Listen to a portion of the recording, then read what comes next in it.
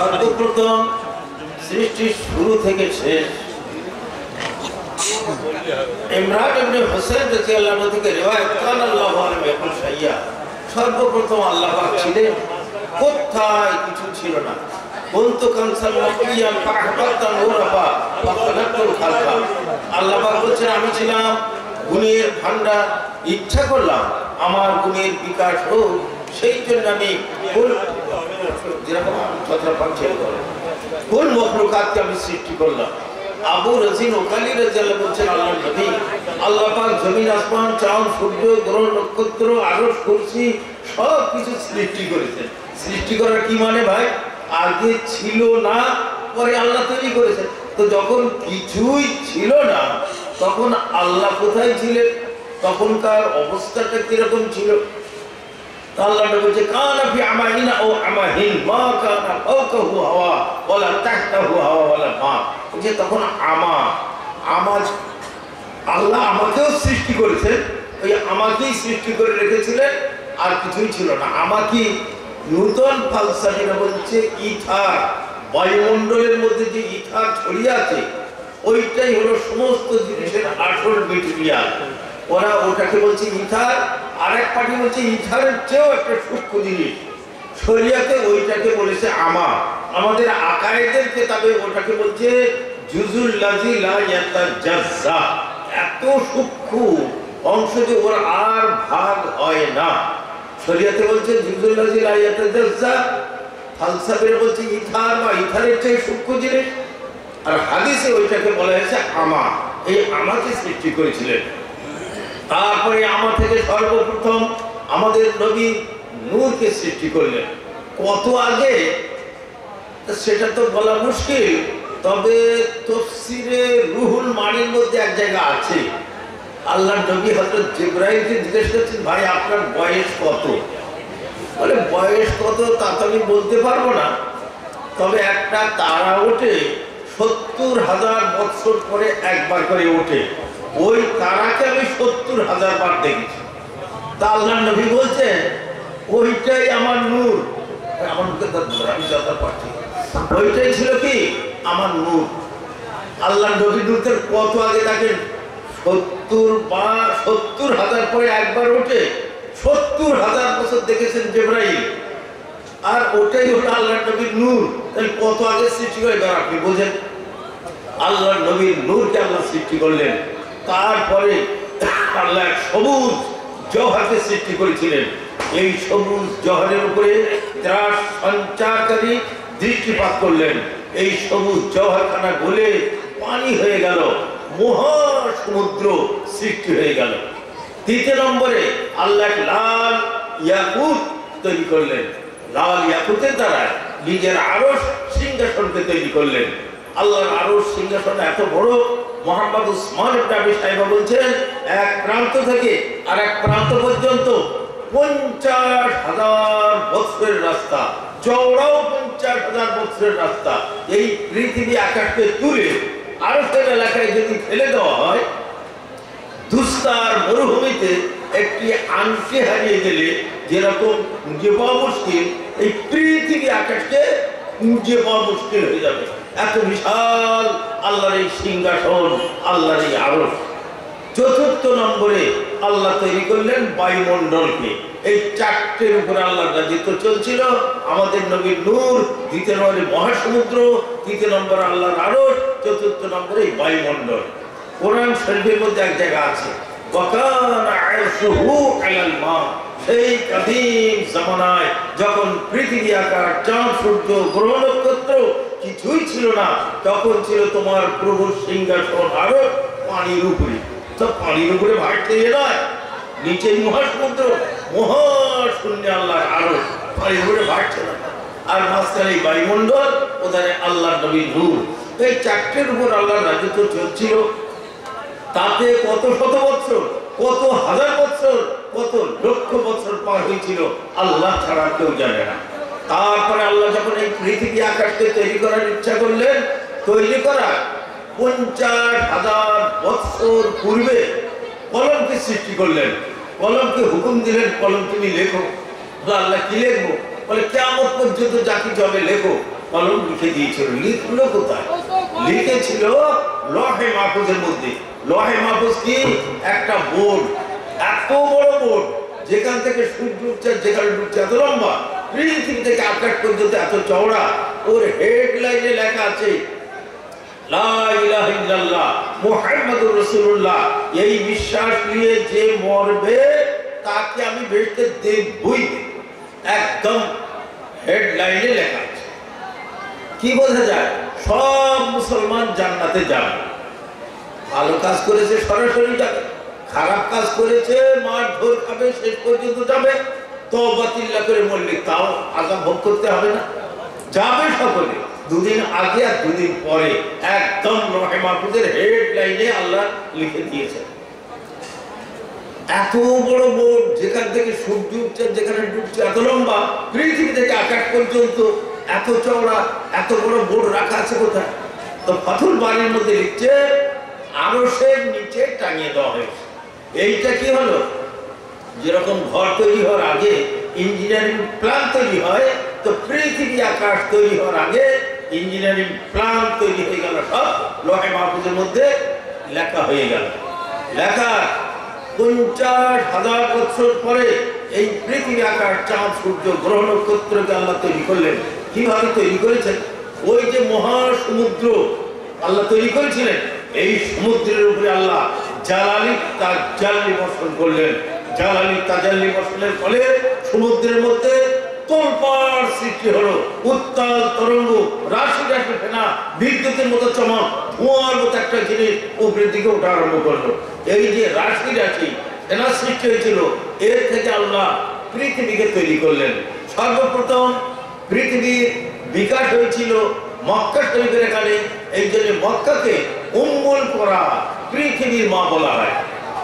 পৃথিবীকে যখন আল্লাহ পানির উপরে তৈরি করলেন, টলমল টলমল করছিল, একে স্থিতিশীল করার জন্য পৃথিবীর বুকে আল্লাহ পাহাড় পর্বতরাজিকে সৃষ্টি করলেন। সর্বপ্রথম যে পাহাড়কে আল্লাহ তৈরি করেছিলেন তার নাম জাবালে আবু কুবাইস, কাবা শরীফ থেকে হাত 30 দূরে। এই পাহাড়কে প্রথমে, তারপরে আরো সমস্ত পাহাড় পর্বতরাজিকে আল্লাহ সৃষ্টি করলেন। আর বিদ্যুতের মতো যে চমক সৃষ্টি হয়েছিল, এর থেকে সূর্য নক্ষত্র ইত্যাদিকে তৈরি করলেন। ধোঁয়ার মতো যে জিনিস উপরের দিকে উঠেছিল, তার থেকে আল্লাহ আসমানকে তৈরি করলেন। তা আসমান বাবা, এই আকাশ একটা নয়, 7 আসমান। এই হযরত আব্বাস ইবনে আব্দুল মুত্তালিব থেকে রিওয়ায়াত যে এই দুনিয়া থেকে আকাশ 500 বছরের রাস্তা। এই পৃথিবী 500 বছর রাস্তা দূর থেকে পৃথিবীকে চতুর্দিক থেকে পরিবেষ্টন করে ঘিরে রেখেছে। ওই আকাশ থেকে দ্বিতীয় আকাশ আরো 500 বছর দূরে, অত দূর থেকে সবকে নিজের মধ্যে ঘিরেছে। আরো 500 বছর রাস্তা দূরে তৃতীয় আকাশ, অত দূর রাউন্ড নিয়ে সবকে নিজের মধ্যে ঘিরেছে। হতে হতে সপ্তম আকাশ, সে কত বড়! এই যে দুনিয়ার সূর্য দেখছেন, দুনিয়ার চেয়ে বড়, তাহলে আকাশ কত বড়! ওই আকাশটা আরো 500 বছর রাউন্ড নিয়ে দ্বিতীয় আকাশ ওরে ঘিরেছে, তো দ্বিতীয় আকাশ কত বড়! তারে আরো 500 বছরের দূর থেকে একদম পরিবেষ্টন করেছে, সে আকাশ কত বড়! হতে হতে সপ্তম আকাশ কত বড়! কল্পনার বাইরে, ধারণার বাইরে। সপ্তম আকাশ পার হয়ে বেহেশতের এলাকা আরম্ভ হয়েছে। ইনদা সিদরাতুল মুনতাহা ইনদাহা জান্নাতুল মাওয়া। সিদরাতুল মুনতাহা সপ্তম আকাশ পার হয়ে বেহেশতের এলাকা। কি বিশাল এলাকা! কল্পনার বাইরে, ধারণার বাইরে। ইযা রাইতা সাম্মা রাইতা নাঈমান ওয়া মুলকান কাবীরা। বেহেশতের এলাকা পার হয়ে এক মহাসমুদ্র, এত গভীর, তলা থেকে উপর পর্যন্ত 500 বছরের রাস্তা। এর উপরে দাঁড়িয়ে আছে, সমুদ্রের উপরে 8খানা ফেরেশতা, দেখতে পাহাড়ি ছাগলের মতো আকৃতি, কিন্তু এত বড় বড় এই ফেরেশতা। দূর থেকে হাঁটু পর্যন্ত 500 বছরের রাস্তা, কান থেকে ঘাড় পর্যন্ত 700 বছরের রাস্তা। এর উপরে আল্লাহর আরশ, আল্লাহর সিংহাসন। তো ভাই, আল্লাহর রাজত্ব একটু নয়। আর আরশ সম্বন্ধে এক্ষুনি বলেছি, পৃথিবী আকাশ তুলে আরশের এলাকায় ফেলে দেয়। দুস্তার মরুভূমিতে আংটি হারিয়ে গেলে যেরকম খুঁজে পাওয়া মুশকিল, পৃথিবী আকাশে খুঁজে পাওয়া মুশকিল হয়ে যাবে। এত বিশাল আল্লাহর এই সিংহাসন, আল্লাহর এই আরশ। তারপর আল্লাহ তাআলা এই পৃথিবীর বুকে একদিন পাহাড় পর্বতকে তৈরি করলেন, একদিন গাছপালাকে তৈরি করলেন, মঙ্গলবার দিন যত মঙ্গল খারাপ জিনিসকে সৃষ্টি করলেন, বুধবারের দিন ভূরকে সৃষ্টি করলেন, বৃহস্পতিবার দিন জীব জন্তুকে ছড়িয়ে দিলেন পৃথিবীর বুকে। শুক্রবার দিন আসর থেকে মাগরিবের মাঝে আমাদের বাপ আদমকে আল্লাহ তৈরি করলেন। আদম আলাইহিস সালামকে যে আল্লাহ তৈরি করেছিলেন, সারা দুনিয়া থেকে সব রকমের মাটি অল্প অল্প নিয়ে ওনার পুতুলকে আল্লাহ তৈরি করেছিলেন। তো কোনো জায়গায় মাটি কালো, তা কিছু ওনার আওলাদ মানুষ হয়ে গেল কালো, কোনো জায়গায় মাটি সাদা, কিছু মানুষ হয়ে গেল পরিষ্কার, কোনো জায়গায় মাটি মাঝারি সাজারি, হরেক রকমের মানুষ তৈরি হয়ে গেল। পাহাড়ি এলাকার মানুষ শক্ত কঠিন, তো ওখানকার হৃদয় তাদের কঠিন, কোনো জায়গার মানুষের হৃদয় নরম। তো যাই হোক, আল্লাহ তাআলা এই সমস্ত মানুষকে, এত রকমের মানুষ হলো কেন? আদম আলাইহিস সালামের পুতুলের মধ্যে সব রকমের মাটি ছিল, সেই জন্য এত রকমের মানুষ হয়ে গেল। আদম আলাইহিস সালামকে তৈরি করার পরে আল্লাহ ওনাকে রাখলেন ওয়াদি নামান। হাজিরা যেখানে হজ করতে যায়, কেউ বলছেন ওর পাশে আরেকটা ময়দান, তো যাই হোক আরেকটা ময়দান ওর পাশে, ওইখানে আদম আলাইহিস সালামকে রাখলেন। রেখে আল্লাহ ওনার পিঠে কুদরতের হাত মুছে দিলেন, ঝরঝর করে ঝরে পড়লো। ওনার ঔরসে যারা জন্মগ্রহণ করবে তাদের পিঠ থেকে ঝরে পড়লো, তাদের ঔরসে যারা জন্মগ্রহণ করবে তাদের পিঠ থেকে ঝরে পড়লো, তাদের ঔরসে কিয়ামত পর্যন্ত যে যার ঔরসে আসবে তার বাপের পিঠ থেকে ঝরে পড়লো। ছোট ছোট পিঁপড়ের মতো, কিন্তু জ্ঞান, বিবেক, বুদ্ধি, আকৃতি যেরকম দুনিয়া পাবে সব ওইভাবে দেওয়া হলো। দেওয়ার পরে আল্লাহ সবকে জমা করলেন।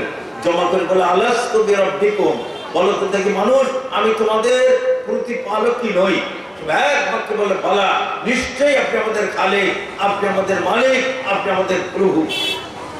আল্লাহ তাআলা বললেন ইন্নী উশহিদু আলাইকুমুস সামাওয়াতিস সাবআ ওয়াল আরদিনাস সাবআ ওয়া উশহিদু আলাইকুম আবাকুম আদম আন তাকুলু ইয়াওমাল কিয়ামাতি লাম না'লাম বিহাযা ইলাম আন্নাহু লা ইলাহা গায়রি ওয়া লা রাব্বা লাকুম গায়রি সাউরসিলু ইলাইকুম রুসুলি ইউযাক্কিরুনাকুম আহাদি ওয়া মিসাকি।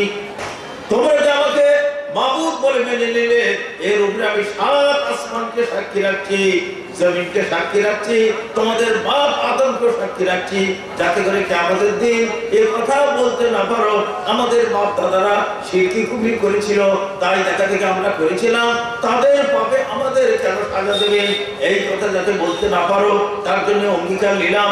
যুগে যুগে নবী পাঠিয়ে দেব, কিতাব নাযিল করে দেব, সেই মোতাবেক যদি চলো বেহেশতের দারুণ হোক, নচেত কঠিন শাস্তির সম্মুখীন হতে হবে। সকলে এক বাক্য বলে আল্লাহ আপনি ছাড়া মাবুদ নেই, আপনাকে আমরা মেনে চলবো। রফি আলাইহিম আদম আলাইহিস সালাম, আদম আলাইহিস সালামকে স্টেজের মতো কিছু জায়গা রাখা হলো। দূর বোন দেখছে, কেউ ধনী, কেউ গরিব, কেউ দেখতে ভালো, কেউ দেখতে খারাপ। তো আদম আলাইহিস সালাম আল্লাহ সবই তো আপনারই বান্দা, লাউলা সাবাইতা বাইনা ইবাদিক, সমান করে দিলে ভালো। আল্লাহ বললেন আমি চাই আমার শুকরিয়া আদায় করবো। শুকরিয়া কি? একজন দেখতে সুন্দর, সে আল্লাহ শুকরিয়া, আল্লাহ আমাকে সুন্দর করেছে। আরেকজন সুন্দর না, কিন্তু পরীক্ষায় ফার্স্ট সেকেন্ড হয় না, ওই দিক থেকে আল্লাহ শুকরিয়া আদায় করবো। আরেকজন দুটোর মধ্যে কেউ নয়, কিন্তু গামা পালোয়ান, বিরাট শক্তি আছে, ওই দিক থেকে আল্লাহ শুকরিয়া আদায় করবে। প্রত্যেক মানুষকে একটা না একটা গুণে বাড়িয়ে রেখেছে, এই দিক দিয়ে আল্লাহ শুকরিয়া আদায় করবে। সব রকম নাহলে দুনিয়া চলবে কি করে? চাষি না হলে ধান গম কোথায় পেতেন? জেলে না হলে মাছ কোথায় পেতেন? ডাক্তার না হলে ওষুধ কোথায় পেতেন? মুক্তি না হলে ফতোয়া কোথায় পেতেন? তো সব দরকার, তাহলে আল্লাহ আপনি ঠিকই করেছেন। তারপরে দেখলেন নবীদিগকে আলোর ঝাঁকের মতো দ্বিতীয় অঙ্গীকার নেওয়া হলো। ইসলামকে সুজালা সুবালা করার জন্য আত্মহতি দিতে হবে, কোরবানি দিতে হবে। সেটাকে আল্লাহ বলছেন নবীদের থেকে আমি দ্বিতীয় অঙ্গীকার নিলাম। তারপরে সকলে নিজের নিজের বাপের পিঠের সাথে মিশে গেল। ঈসা আলাইহিস সালামকে দেখা গেল উনি ওনার মার মুখের সাথে মিশে গেলেন। আরেক রাতের মধ্যে আসছে, ওই দলের মধ্যে একজনকে দেখলেন বাবা আদম, অপূর্ব ধরনের চেহারা জ্যোতি। আদম সাহেব আল্লাহ এটা কে? তোমার বেটা দাউদ পয়গম্বর। আল্লাহ বয়স কত দিয়েছে? তোমার 60 বছর। আল্লাহ 60 বছরে কি হবে? আমার বয়স থেকে 40 বছর ওকে দান করলাম, আল্লাহ ওর 100 পূরণ করে দেবে। ঠিক আছে, আদম আলাইহিস দুনিয়ায় 950 বছর আয়ু নিয়ে দুনিয়া এসেছিলেন, আর 40 বছর বাকি। আজরাইল আলাইহিস সালাম চলুন হুজুর আপনার টাইম হয়ে গেল। কি টাইম? তার 40 বছর বাকি আছে। আর সেই 40 বছর আপনার বেটা দাউদ পয়গম্বরকে দান করেছিলেন। যা যাও তো আমি জানি না কি হলো, ভুলিয়ে দিয়েছিলেন। শেষ পর্যন্ত হলো কি, ওনারও 950 পুরো করে দিলেন, দাউদ আলাইহিস সালামের 100 পুরো করে দিলেন। তারপরে একের পর এক এই দুনিয়া থেকে 1,24,000 পয়গম্বর বিদায় হয়ে চলে গেলেন। তার মধ্যে থেকে একটি নবী দুই একটি কথা বলছি। ইব্রাহিম আলাইহিস সালাম, দেখেন তুফানে নূতে নূহ আলাইহিস সালাম 950 বছর ধরে তাবলীগ করেছিলেন, মানুষদের বুঝিয়েছিলেন। অল্প কিছু লোক ঈমান এনেছিল, পথে এসেছিল, বাকি লোক পথে আসেনি। শেষ পর্যন্ত তারা কি বললেন?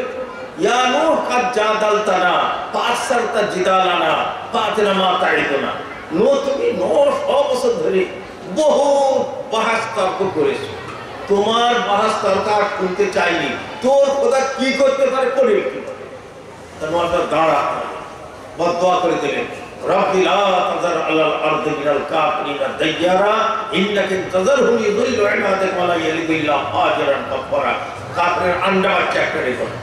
আল্লাহর হুকুম হয়ে গেল। জিবরাইল আলাইহিস সালাম জাহাজ তৈরি করার নিয়ম দেখিয়ে দিলেন, জাহাজ তৈরি হয়ে গেল। তারপরে আযাব এসে গেল, দুনিয়া ডুবে গেল, বন জঙ্গল ডুবে গেল, পাহাড় পর্বত ডুবে গেল, ডুবে একবার সব পরিশেষ হয়ে গেল। যারা মুসলমান হয়েছিল তারাই সাথে, আর এক একজনের জীবজন্তু ওরাই সাথে, সব পরে শেষ হয়ে গেল। পানি এবার কমতে আরম্ভ করলো। যখন পানি কমিয়ে এলো, ওনার জাহাজ যদি পাহাড়ের মাথায় এসে থামলো, যদি পাহাড় এরাকে উঠতে 1 দিন লাগে উঠতে, সেইখানে এসে থামলো, তাহলে কত উপরে পানি উঠেছিল, সবকে শেষ করে দেওয়া হলো। এই জন্য নূহ আলাইহিস সালামকে আদমে সানি, দ্বিতীয় আদম বলা হয় ওনাকে। সব ওনার থেকে আবার এই দুনিয়া আবার হয়েছিল। তো যাক, ওই তুফানে কাবাও ভেঙে গেল, আর এও ভেঙে গেল, বাইতুল মাকদিসও ভেঙে গেল। কাবা কিতাবুল হজে, মেরকাতের মধ্যে কিতাবুল হজের বড়াই লিখেছে, আমাদের বাপ আদম হিন্দুস্তান থেকে হেঁটে 40 বার হজ করেছে। এত দূর কি করে গেলেন? আমাদের বাপ আদম আল্লাহর নবীর হাতে 60 হাত লম্বা ছিলেন, 60 হাত। আর আজকালকার লোকের হাতে 100 হাত লম্বা। 100 হাত লম্বা লোক যদি হাঁটে, পাঞ্জাব মেলের মতো হাঁটবে। তো তার জন্য আরবে যদি কি লাগে, 40 বার হিন্দুস্তান থেকে হেঁটে হজ করেছেন। প্রথমবার যখন হজে গেলেন, তো ফেরেশতারা বললেন, হুজুর আপনার পয়দা হওয়ার 5000 বছর আগে থেকে আমরা এই কাবা শরীফের তওয়াফ করছি। আদম পয়দা হয়নি, তাই তৈরি করেছিল কারা? ফেরেশতারাই তৈরি করেছিল। আর কাবা তৈরি করার 40 বছর পর বাইতুল মাকদিস তাও ফেরেশতারা তৈরি করেছিল। তুফানের মধ্যে কাবাও ভেঙে গেল, বাইতুল মাকদিসও শেষ হয়ে গেল। দ্বিতীয়বার বাইতুল মাকদিসকে আল্লাহ মেরামত করেছিলেন সুলাইমান আলাইহিস সালামের দ্বারা, জিন ইনসানের উপর ওনার রাজত্ব ছিল। এই যে প্যান্ডেল দেখছেন, 3টে পাথর হবে। এই যে পুরো একটা, এটা দেখছেন এত লম্বা, এত মোটা, এক একটা পাথর দিয়ে গাঁথা হয়। সেদিকে তো এইসব জিনিস ছিল না, এত ভারী তোলার জিনিস জিনেদের দ্বারাই উনি করেছিলেন। ইসরায়েলের যুদ্ধের সময় কত যে বোমা পড়েছে তার কোনো একটা নেই, চুল পরিমাণ ক্রাক হয়ে। আর 30 লক্ষ লোক একসাথে নামাজ পড়তে পারে। যে বাইতুল মাকদিস ওনার দ্বারা মেরামত হলো। কাবা শরীফ আল্লাহর হুকুম হলো। ইব্রাহিম আলাইহিস সালাম পিছনে, আগে জিবরাইল আলাইহিস সালাম পিছনে, মা হাজরা ইসমাইলকে কোলে করে নিয়ে চলেছেন। উনি মনে করছেন কোথাও আমার এখানে থাকার হুকুম হবে, খুব ভালো ফল ফুল এখানে। বললেন আপনি চলুন, আরো যাচ্ছে। আবার একটা ভালো জায়গা মনে করেন এইখানে কোথাও থাকার, বললে চলুন আপনি চলুন। যেতে যেতে কাবা শরীফের একটা লাল ঢিপে মতো, আর কিচ্ছু এই আপনার থাকার জায়গা। তো ওখানে বিবি আছে, বাচ্চা আছে, একটা ঝুপড়ির মতো তৈরি করলেন। তৈরি হয়ে গেল। আল্লাহ আপনি চলে যান, আপনার বিবি বাচ্চা এখানে থাকবে, আপনি চলে যান। চলে যাচ্ছেন। মা হাজরা কয়েকবার ডাকলেন, হলো উত্তর নেই। আল্লাহর হুকুমে রেখে যাচ্ছে না নিজের তরফ থেকে? আল্লাহর হুকুমে। তো তবে যান, আল্লাহ ব্যবস্থা করেন। উনি কিছু ঘরমা পানি দিয়ে চলে গেলেন। এইবারে কদিন যেতে না যেতে পানি শেষ হয়ে গেছে। ইসমাইল সাহেব ছটফট করছে পানির জন্য। মা হাজরা দৌড়ে গিয়ে সাপা পাহাড়ের উপরে উঠলেন। দূর দেখছে কোথায় পানির নাম নিশান নেই। ওখান থেকে দৌড়ে মারোয়া পাহাড়ের উপরে উঠলেন। দূর দেখছেন কোথায় পানির নাম নিশান নেই। কি হবে মনে মনে করলেন, যদি কোনো কাফেলা দেখতে পাই একটু পানি চেয়ে নেব। ফের দৌড়ে এসে সাপা পাহাড়ে উঠলেন। দৌড় দেখছে কাফেলার গতাগম্য নেই। মারোয়া পাহাড়ে কোনো গতাগম্য নেই। 7 বার ছুটেছিলেন মা হাজরা। এই জন্য যত হাজি যায় সাপা মারোয়ার মাঝে 7 বার দৌড়তে হয়। 7 বার পর আওয়াজ হলে যাও, ব্যবস্থা হয়ে গেছে। উনি এসে দেখছেন ইসমাইল সাহেব পা থাকতে হু হু করে পানি উতলে উঠছে। আরে জমজম, থাম থাম। সেই থেকে নাম হয়ে গেল জমজম। দূরে দেখলেন আবছা মতো একটা কে দাঁড়িয়ে আছে। বলছো হাজরা, এই ছেলে আর এর বাপ এইখানে খোদার ঘর কাবা আছে, মাটির তলায় চাপা পড়ে এই ঘর এরা মেরামত করবে। খোদা যার হেফাজত করে কেউ তার ক্ষতি করতে পারবে না। হাজরা তুমি চিন্তা করো না বলে উনিও গায়েব। একটা ফেরেশতা উনি ছিলেন। তো এখানে রইল। ইব্রাহিম আলাইহিস সালাম চলে গেছিলেন। সপ্তাহে সপ্তাহে আসার অনুমতি ছিল। 1 সপ্তাহ পরে উনি এসছেন। এইবার জুরহুম কবিলা লোক বিদেশে চলে যাচ্ছে পানির অভাবে।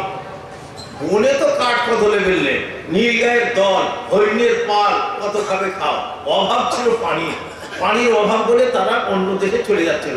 একজন বোঝাই ওইখানে পানি আছে, না এখানে পানি না, আমরা বহুত পানি সব না, ওই যে পাখিগুলো পাক খাচ্ছে অনিবার্য পানি আছে। তর্ক তর্ক দেখলাম যে দেখছে হ্যাঁ পানি আছে। মা এই পানি কোথা থেকে এলো? আমরা তো এতবার আজকে পানি তো ছিল না। তাহলে হ্যাঁ বাবা ঠিক বলছো, পানি ছিল না। আল্লাহ মেহেরবানি করে আমরা বিপদে পড়েছিলাম, আল্লাহ এই পানির ব্যবস্থা করে। মা তাহলে আমি বহুত বড় আল্লাহ মেহেরবানি, আপনার জন্য আল্লাহ এই পানির ব্যবস্থা করেছেন। মা আমরা পানির জন্য অন্য দেশে চলে যাচ্ছি, আপনি যদি এই পানি আমাদের ব্যবহার করতে দেন তাহলে আমরা এখানে বসবাস করি। তাহলে আমি একটা বাচ্চা নিয়ে রয়েছি, আমি চাচ্ছি কিছু মানুষ আসুক, তা তোমরা আসবে এসে কিন্তু এই পানি বিক্রি করতে পারবে না, যা আমার দরকার লিও। তো তাই হোক মা বলে ওরা বসে গেল। দেশে খবর দিলে আত্মীয় স্বজন এসে গেল। 1 সপ্তাহ পরে ইব্রাহিম দেখছে 30-40টা তাঁবু একটা পাড়া বসে গেছে। ইসমাইল ইসলাম আজ একরকম কাল একরকম অপূর্ব চেহারা। হে আল্লাহ পরীক্ষা করলেন, তোমার বেটা ইসমাইলকে কোরবানি করতে হবে। ইব্রাহিম আলাইহিস সালাম বেটার সঙ্গে মুশাওয়ারা করলেন, বেটা আল্লাহর এই হুকুম। বলে বাবা আমি রাজি আছি।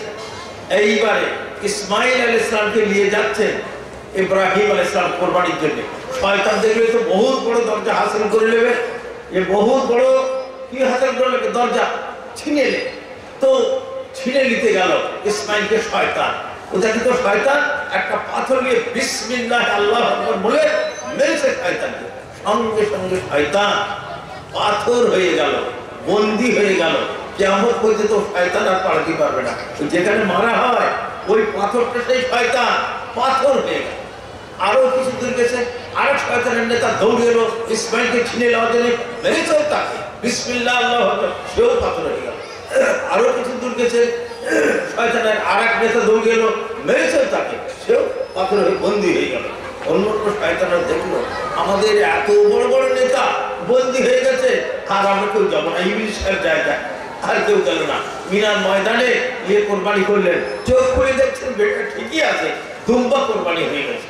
আল্লাহ বলে যা তুমি আমার খলিল। খলিল মানে এমন ভালোবাসা যে ভালোবাসার মোকাবেলায় কারোর কোনো কথা টেকবে না, ওই রকম ভালোবাসাকে খলিল বলা হয়। ওই রকম মানুষ দুজন হয়েছিলেন, আমাদের নবী আর ইব্রাহিম আলাইহিস সালাম। কিন্তু ওনার অন্তরে ইসমাইলের মায়া বসেছিল, সেই জন্য বলেছেন তুমি কোরবানি করো। তো উনি যখন কোরবানির জন্য করলেন, আল্লাহ যা তুমি আমার খলিল, তুমি আর তোমার বেটা মিলে আমার ঘরকে মেরামত করো। ওই ভগবান ইব্রাহিম, ইব্রাহিমকে আমি দেখিয়ে দিলাম বাইতুল্লাহর জায়গা, সেই যে মাটির তলায় চাপা পড়েছিল সেই ভিতকে আল্লাহ দেখিয়ে দিলেন। ওই ভিত থেকে বাপ বেটা মিলে কাবাকে পুনরায় মেরামত করে দিলেন। যখন পুরো হয়ে গেল ইব্রাহিম আলাইহিস সালাম বলে আল্লাহ আপনার ঘর মেরামত করতে বলেছেন, মেরামত করে দিয়েছি, কিন্তু কে আসবে এখানে? না আছে শস্যভূমি, না আছে ফলের বাগান, ধু ধু করছে মরুভূমি। তখন আল্লাহ গাইবী শক্তি ফেলেছেন, ইব্রাহিম আলাইহিস সালামের উপরে। যেই পড়েছে ওই শক্তি ইব্রাহিম আলাইহিস সালামের উপরে, সঙ্গে সঙ্গে ইব্রাহিম আলাইহিস সালাম সাত আসমানে কোথায় কি আছে চোখের সামনে দেখতে পাচ্ছেন, পৃথিবীতে কোথায় কি আছে সব চোখের সামনে দেখতে পাচ্ছেন। কাযালিকা নুরি ইব্রাহিম মালাকুতাস সামাওয়াতি ওয়াল আরদ লিয়াকুনা মিনাল মুকিনিন। ইব্রাহিমকে দেখে দিলাম, দেখো আমার রাজত্ব, আসমান জমিনে আমার রাজত্ব দেখো। দেখতে দেখতে আলামে আরওয়ার মধ্যে যত আত্মা রূহ দুনিয়া আসবে তাদেরও সামনে দেখতে পেলেন। আল্লাহ বলেন, এই তো মোট মানুষ, এরাই দুনিয়ায় যাবে, এই তো তোমার সামনে ডাকো, ও মানুষ এসো আল্লাহর এই ঘরে এসো হজ করার জন্য। লাব্বাই, হুজুর আমরা যাচ্ছি। যে একবার লাব্বাই বলেছে একবার হজ করবে, 10 বার বলেছে 10 বার হজ করবে, 50 বার বলে থাকে 50 বার হজ উমরা করবে সে, আর যে বলেনি তো কি হবে না। তো যা এই যে আদম আলাইহিস সালামের সামনে ওয়াদা দেওয়া হয়েছিল সারা মানুষকে, ওই আরফার ময়দানে আদম আলাইহিস সালাম বন্ধন খেয়ে ফেলেছিলেন, দুনিয়া এসে তওবা করেছিলেন, তওবা কবুল হয়নি। শেষের বেলা ওই আরফার ময়দানে এক পাহাড় আছে জাবালের রহমত, জাবালের রহমতে যেয়ে উনি তওবা করলেন, তওবা কবুল হয়ে গেল, ওনার মাফ হয়ে গেল। আল্লাহ বললেন, আদম তোমার গুনাহ মাফ করলাম, তোমার স্ত্রী হাওয়ার গুনাহ মাফ করলাম, তোমার সন্তানের মধ্যে যে কোনো সন্তান এই হজের সিজনে এই আরফার ময়দানে এসে কাঁদবে তারও গুনাহ মাফ করে দেব। তো ভাই, আল্লাহ যদি কারোর হজের তৌফিক দিয়েছে অনিবার্য হজ করে আসেন। ওইখানে আমাদের ওয়াদা হয়েছিল, ওইখানে আমাদের বাপের তওবা কবুল হয়েছিল, এবং ওনার সন্তান যে ওখানে গিয়ে কাঁদবে আল্লাহ তারও গুনাহ আল্লাহ মাফ করে দেবে। আর যার উপরে হজ করে যদি হজ না করে, ইহুদি নাসরা বেঈমান হয়ে বলতে পারে কে যে হজের গুরুত্ব দেয়, গুরুত্ব দিয়েছে মেয়েটার বিয়ে দিয়ে ঘরের ছাদ করে, ও এর মধ্যে না, আর তো গুরুত্বই দেয়নি, তার বলেছে ইহুদি নাসরা বেঈমান হয়ে বলতে পারে। যে হজ করবে ভালোভাবে, আল্লাহ বলছে আমার কাছে কোনো বদলা নেই বেড়তে ছাড়া, তাকে আমি বেড়তে দেব আর তার গুনাহকে আমি মাফ করে দেবো। তো ভাই, আল্লাহ যাদের তৌফিক দিয়েছে একবার যান হজ করে আসেন। তো যাই হোক ভাই দোস্ত, আরেকটা কি হয়ে জানেন, আমাদের দেশে এখানে বলে, আমি বলতে পারি, বলছে আজমির শরীফে 4 বার গেলে উমরা হজের সমান। তাই বলছে আগের লোক বলছে ভুল বলি, কিন্তু তোমরা ভুল বুঝছো, সওয়াবের সমান কি করে হবে?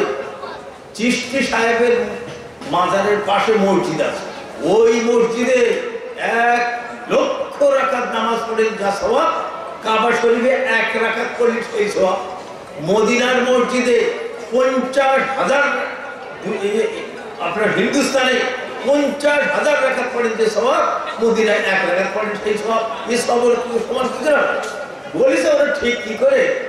একবারে গেলে 15,000, তো 4 বারে 60,000, 60,000 হলে আপনার উমরা হয়ে যাবে। খরচায় সমান, আর সওয়াবে কি করে সমান হবে?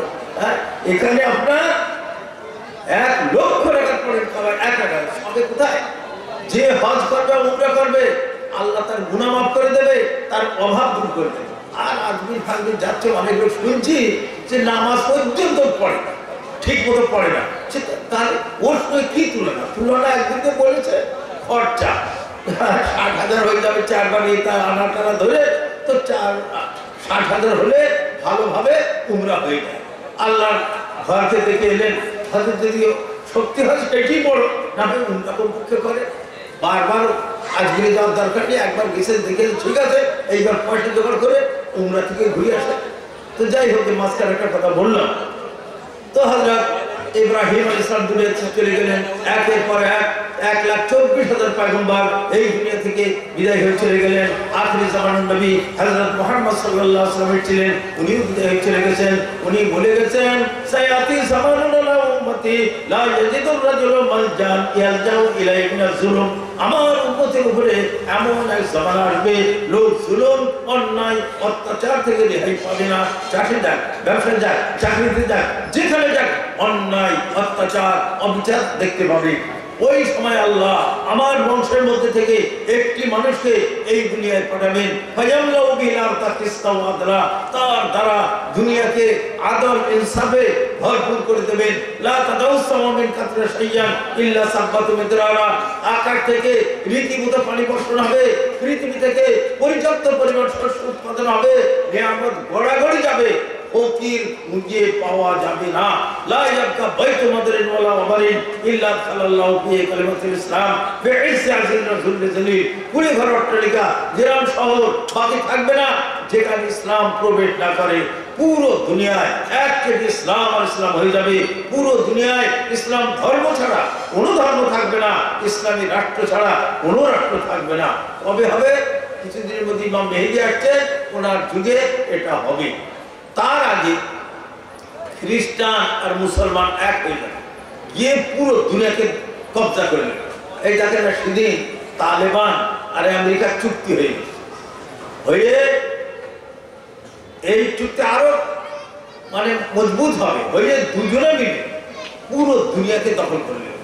দুনিয়ার কারোটা যুক্ত থাকবে না, হয় খ্রিস্টানের নাই মুসলমান, পুরো দুনিয়ার উপরে থাকবে।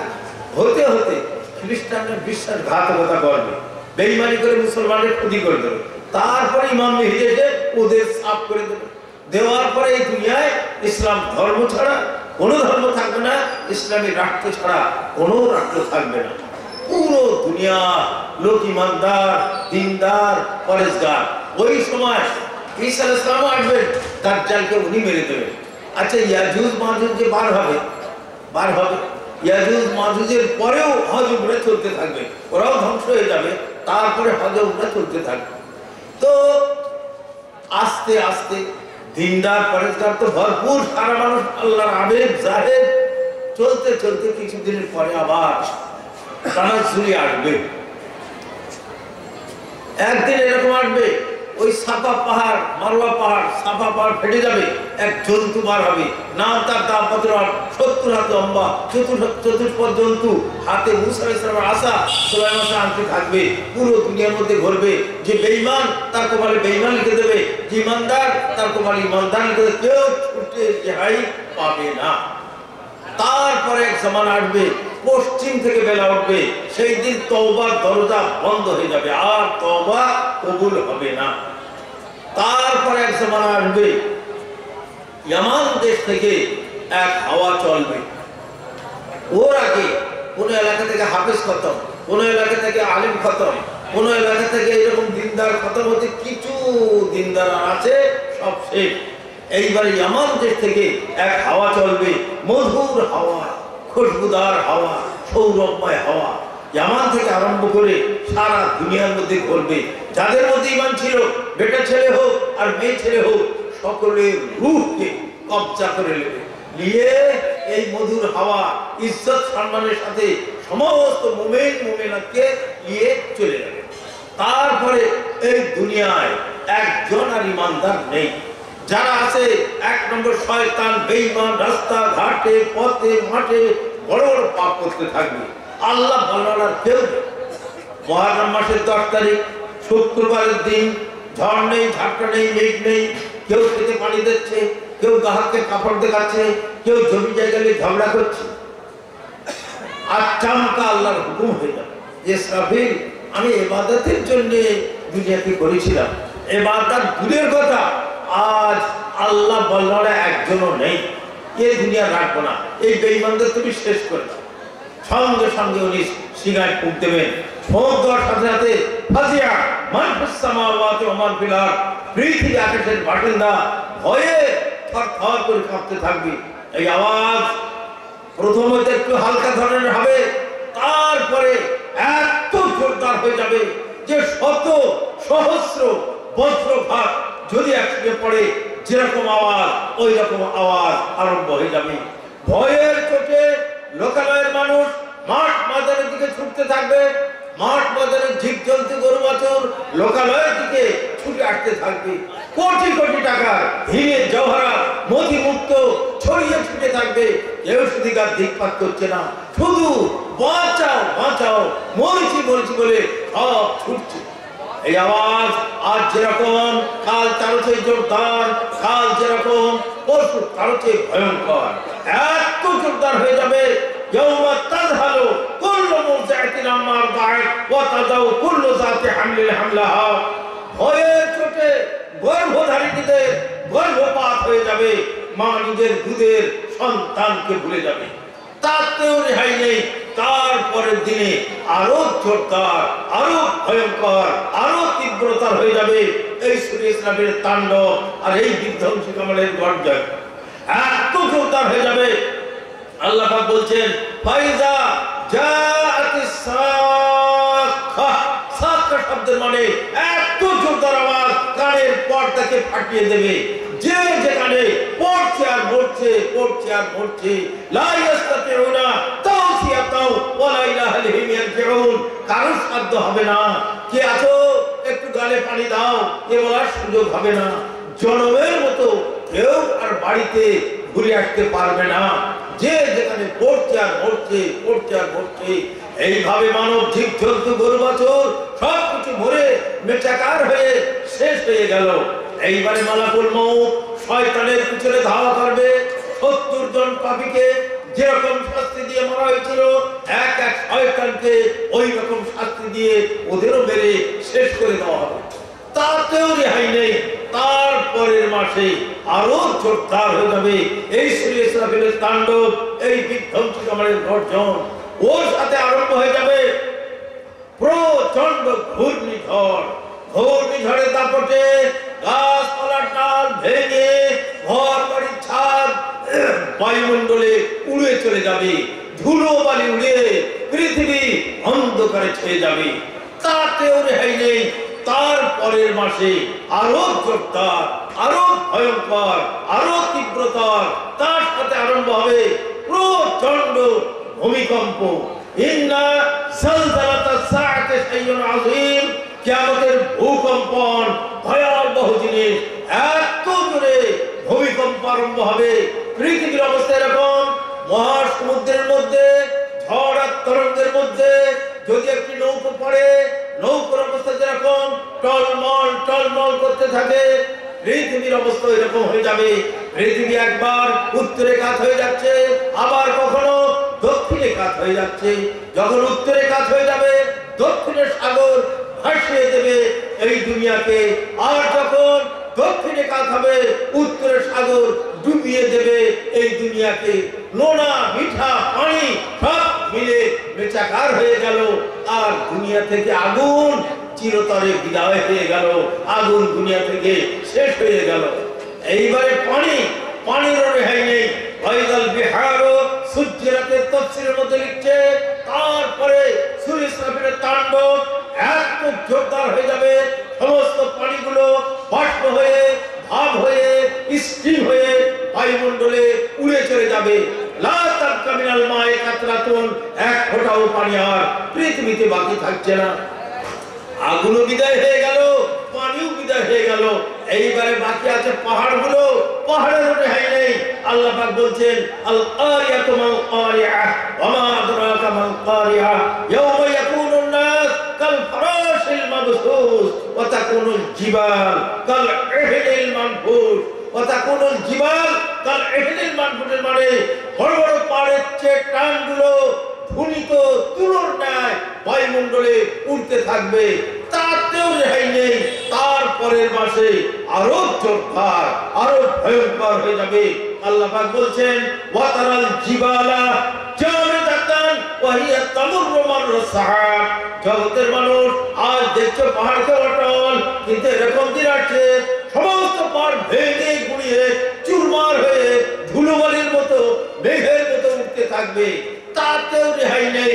তারপরের মাসে আরো ভয়ঙ্কর হয়ে যাবে এই সূরা ইসরাফিলের তাণ্ডব, এত জোরদার হয়ে যাবে। ওয়াইদাল কাওয়াকিবু ইনতাসারাত। সমস্ত তারাগুলো ভেঙে গুঁড়িয়ে ছিড়িয়ে ছিটিয়ে পড়বে, তাতেও রেহাই নেই। তারপরের মাসে আরো জোরদার, এত জোরদার হয়ে যাবে। এজার শামসু কুবরাত। সূর্য নিভে যাবে, চাঁদও নিভে যাবে, তাতেও রেহাই নেই। সবচেয়ে জোরদার হয়ে যাবে 6 নম্বর মাসে, এত জোরদার হয়ে যাবে। এদের সামাউন ফাতারাত। আসমান ভেঙে চুরমার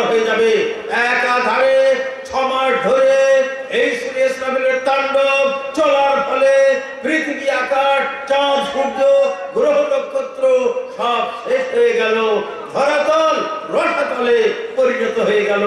জীবিত যারা মরে শেষ, মরে গিয়েছিল যারা, তারা হয়ে যাবে বেহুশ, ঘুমের মধ্যে পড়ে যাবে।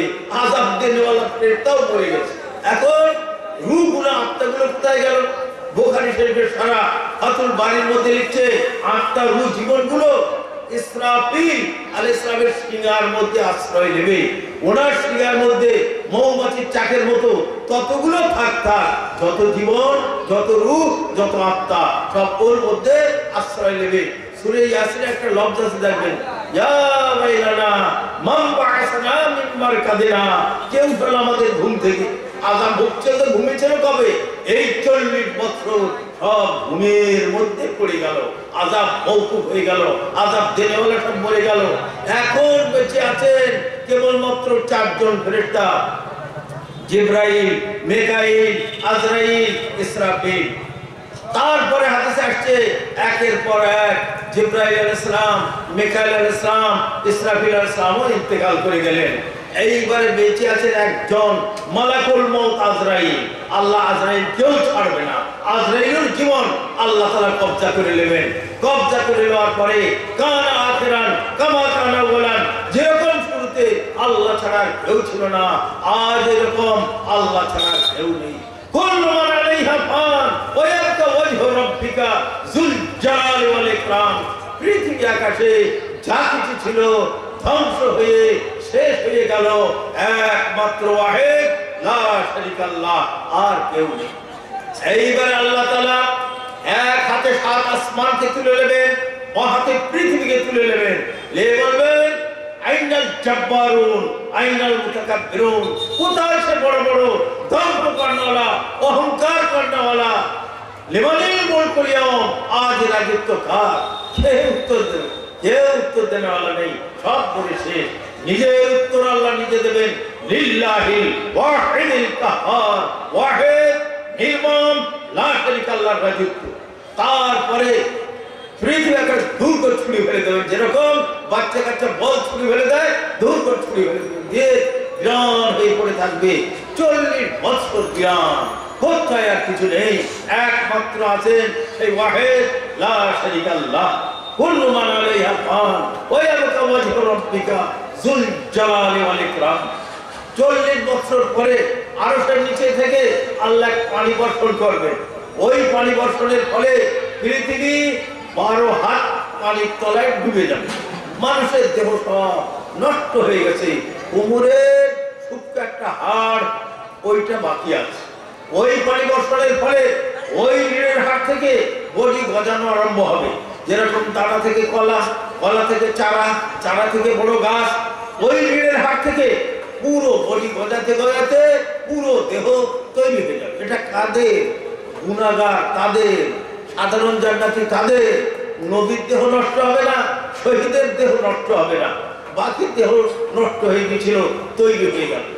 তৈরি হওয়ার পরে এইবারে এই পানি শুকিয়ে যাবে, পৃথিবীকে 40 গুণ বড় করে দেওয়া হবে, একদম সমতল করে দেওয়া হবে। লা তারাফি আলা জঙ্গল আমতা, উঁচু নিচু পাহাড় পর্বত নদী নালা গাছপালা কিছুই নেই, সমতল পৃথিবী, ময়দার আটার রুটির মতো সমতল, একটা পিঁপড়ের উপর রাস্তা নেই। এইবারে আল্লাহ তাআলা ইসরাফিল ফেরেশতাকে জীবিত করবেন। কেন? সমস্ত আত্মা, জীবন, রূহ ওনার সিংহের মধ্যে, ওনাকে জীবিত করে আবার হতো, আবার তুমি ফুঁক দাও। উনি সিনায় ফুঁক দেবেন, ফুঁক দেওয়ার সাথে সাথে সমস্ত আত্মাগুলো, জীবনগুলো, রূহগুলো বায়ুমণ্ডলে উঠতে থাকবে। যেরকম কোটি কোটি পাখি ওড়ে, উঠতে উঠতে নিজের নিজের বাসায় এসে বসে, এইরকম সমস্ত আত্মা, জীবন, রূহগুলো নিজের নিজের বডির মধ্যে এসে ঢুকবে। যখন বডির মধ্যে ঢুকবে জীবিত হয়ে যাবে। এবারে উত্তরের হাজার হাজার গোরস্থান ফেটে যাচ্ছে, লক্ষ লক্ষ মানুষ উঠছে। দক্ষিণের গোরস্থান ফেটে যাচ্ছে, লক্ষ লক্ষ মানুষ উঠছে। পূবের গোরস্থান ফেটে যাচ্ছে, হাজার হাজার মানুষ উঠছে। পশ্চিমের গোরস্থান ফেটে যাচ্ছে, কোটি কোটি মানুষ উঠছে উঠছে আর কিয়ামতের ময়দানের দিকে ছুটছে। প্রত্যেক মানুষের সাথে দুখানা ফেরেশতা, একটা লোকের সাথে দুখানা ফেরেশতা। এক ফেরেশতার নাম সায়েক আর এক ফেরেশতার নাম শহীদ। সায়েক নিয়ে যাচ্ছে কিয়ামতের ময়দানে, সেটিং করার জন্য যেমন লোক তেমন দলে ঢুকে দেবে। যত গাঁজাখোর সব এক ময়দানে, যত মদখোর সব এক ময়দানে, যত ডাকু সব এক ময়দানে, যত নেক লোক সব এক ময়দানে। যেরকম লোক সেই দলে ঢুকে দেওয়ার জন্য নিয়ে যাচ্ছে সাহেব। আর শহীদের কাছে এক খাতা, এই খাতায় জীবন ভোর ভালো মন্দ যা কিছু করেছিল সব লেখা আছে। তো সাহেব নিয়ে যাচ্ছে সেটিং করার জন্য, যেমন লোক সেরকম দলে ওরে সেটিং করে দেবে। আর শহীদের কাছে খাতা। যখন কবরবাসীকে তোলা হবে, পরকালের জন্য কি করেছে আর কি করতে ভুলেছে। ডান দিকে তাকাবে, নেক আমলকে দেখতে পাবে, বাঁ দিকে তাকাবে, পাপ রাশিকে দেখতে পাবে, সামনের দিকে তাকাবে, জাহান্নামকে দেখতে পাবে। এইবারে বাবা বিচারও হচ্ছে না। শত শত বৎসর, হাজার বৎসর পর হয়ে গেল, বিচার হচ্ছে না। সমস্ত লোক ছড়বে নবীদের কাছে, হুজুর সুপারিশ করুন, মরেছি। আল্লাহর কাছে আল্লাহ যেন বিচার করুন। বলে বলবে আমার ভয় হচ্ছে, আমার অমুক দোষ তমুক দোষ ছিল, কেউ যাবে। সকলে যুক্তি দেবে, আখিরি জমানার নবী, ওনার কাছে যাও, আল্লাহ ওনার সব গুনাহ মাফ করে দিয়েছে, উনি পারলে পারতে পারে। আল্লাহ নবীর কাছে সকলে যাবে। যাওয়ার পরে উনি কবুল করেন, ঠিক আছে আমি আল্লাহর কাছে যা সুপারিশ করছি।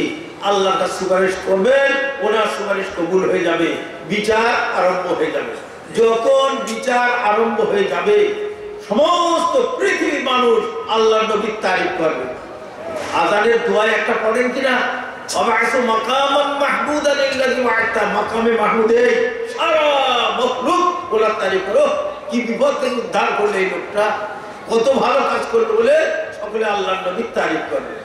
বিচার যখন আরম্ভ হবে, পাপীরা কি বলবে, আল্লাহে রাব্বানা মা কুননা মুশরিকিন, খোদার কসম আল্লাহ আমরা শিরকি কুফরি কোনো পাপ করিনি, কোনো পাপ করিনি। এই শহীদ কোন খাতা, কেরামুল কাতরি যে লিখছিল, সেইগুলোকে জমা করে চাপটা খাতায় সব লেখা আছে। খোল খাতা, খাতা খোলা হবে,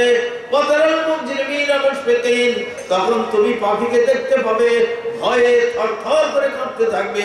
মালে হাযাল কিতাব লা ইউগাদিরু সগীরাতাও ওয়ালা কাবীরাতান ইল্লা আসাহা, এ কি ধরনের খাতা, ছোট বড় কোন রকমের পাপকে ছাড়েনি, তন্ন তন্ন করে লেখা আছে। রাতের অন্ধকারে আপনি ছাড়া কেউ ছিলেন না, একটি পাপ হয়েছিল তাও লেখা।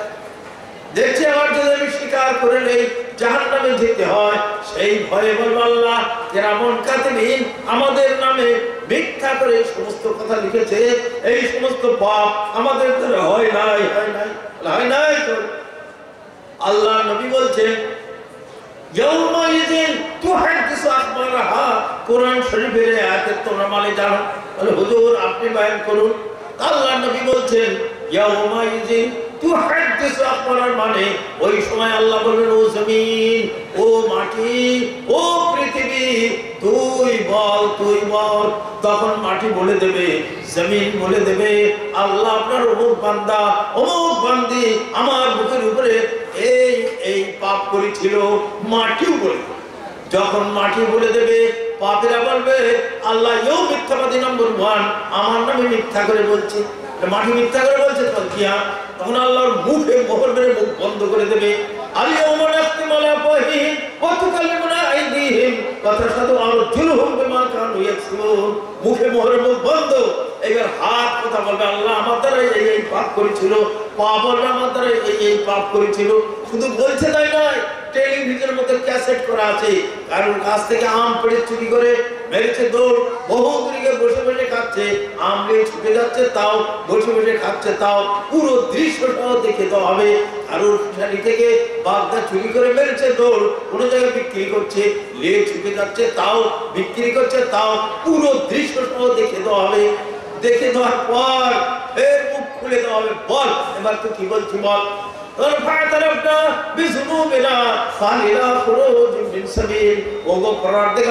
আর অস্বীকার করার কিছু নেই, আমার অন্তঃপ্রকাশ প্রত্যঙ্গ যখন স্বীকার করে নিয়েছে, পুরো দৃশ্য সহ আপনি দেখে দিয়েছেন, আর অস্বীকার করার কিছু নেই।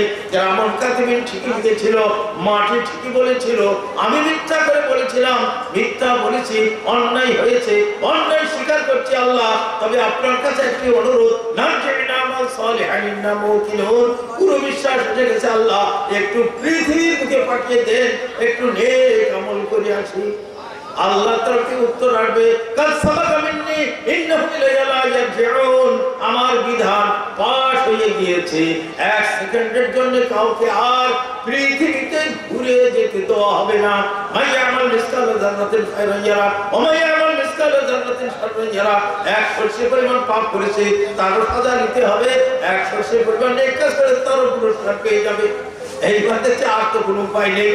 তখন পাপীরা আর এক প্ল্যান করবে, আরেক পয়তারা করবে যে আল্লাহ অন্যায় হয়েছে, অন্যায় স্বীকার করছি, মিথ্যা বলেছি, তাও অন্যায় সেও স্বীকার করছি। তবে আল্লাহ, এই পাপের মূলে ছিল ইবলিশ শয়তান, যত দোষ ওই শয়তানের, আমাদের কোনো দোষ নেই।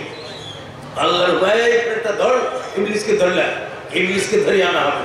ইবলিশ যখন এসে যাবে, উত্তরের পাপীরা ইবলিশকে দেখাচ্ছে, এই শয়তান আমাদের পাপ করেছিল, যত দোষ এই শয়তানের। দক্ষিণের পাপীরা ইবলিশকে দেখাচ্ছে, পূবের পাপীরা ইবলিশকে দেখাচ্ছে, পশ্চিমের পাপীরা এই শয়তান সম্পন্ন করেছে আল্লাহ, যত দোষ। ইবলিশ বলে, মুখ সামলে কথা বলবি, আমি তোদের কারোর ঘাড় ধরে পোঁদে লাথি মেরে পাপ করিয়েছিলাম। এই উত্তরের লোক বল, দক্ষিণের লোক বল, পূবের লোক বল, কারোর আমি ঘাড় ধরে পোঁদে লাথি মেরে পাপ করেছিলাম না? তা করুন। তা আচ্ছা, হাত ধরে টেনে নিয়ে পাপে নামিয়ে দিয়েছিলাম? এই বল, উত্তরের দক্ষিণের পূবের পশ্চিম বল। না, তা করুন। তো তবে আমার কি দোষ দিচ্ছিস? আল্লাহ তোদের জ্ঞান দিয়েছিল, নবী নায়কের তোদের বুঝিয়েছিল, বুঝবার পরে ফুর্তি মারার জন্য ইচ্ছা করে তুই পাপ করলি, দোষ আছে আমার। এইটা সব চুপ। তোর বাপ এখন তার তর্ক তর্কের টাইম নেই, কি করে জাহান্নাম থেকে বাঁচবো ওইটা তুই বল। আমি তো নিজে জাহান্নামে যাচ্ছি, তোদের কি বা খবরদার আমার নামে যাচ্ছিস, আমি ডাক্তার বলে বিস্কেট বল।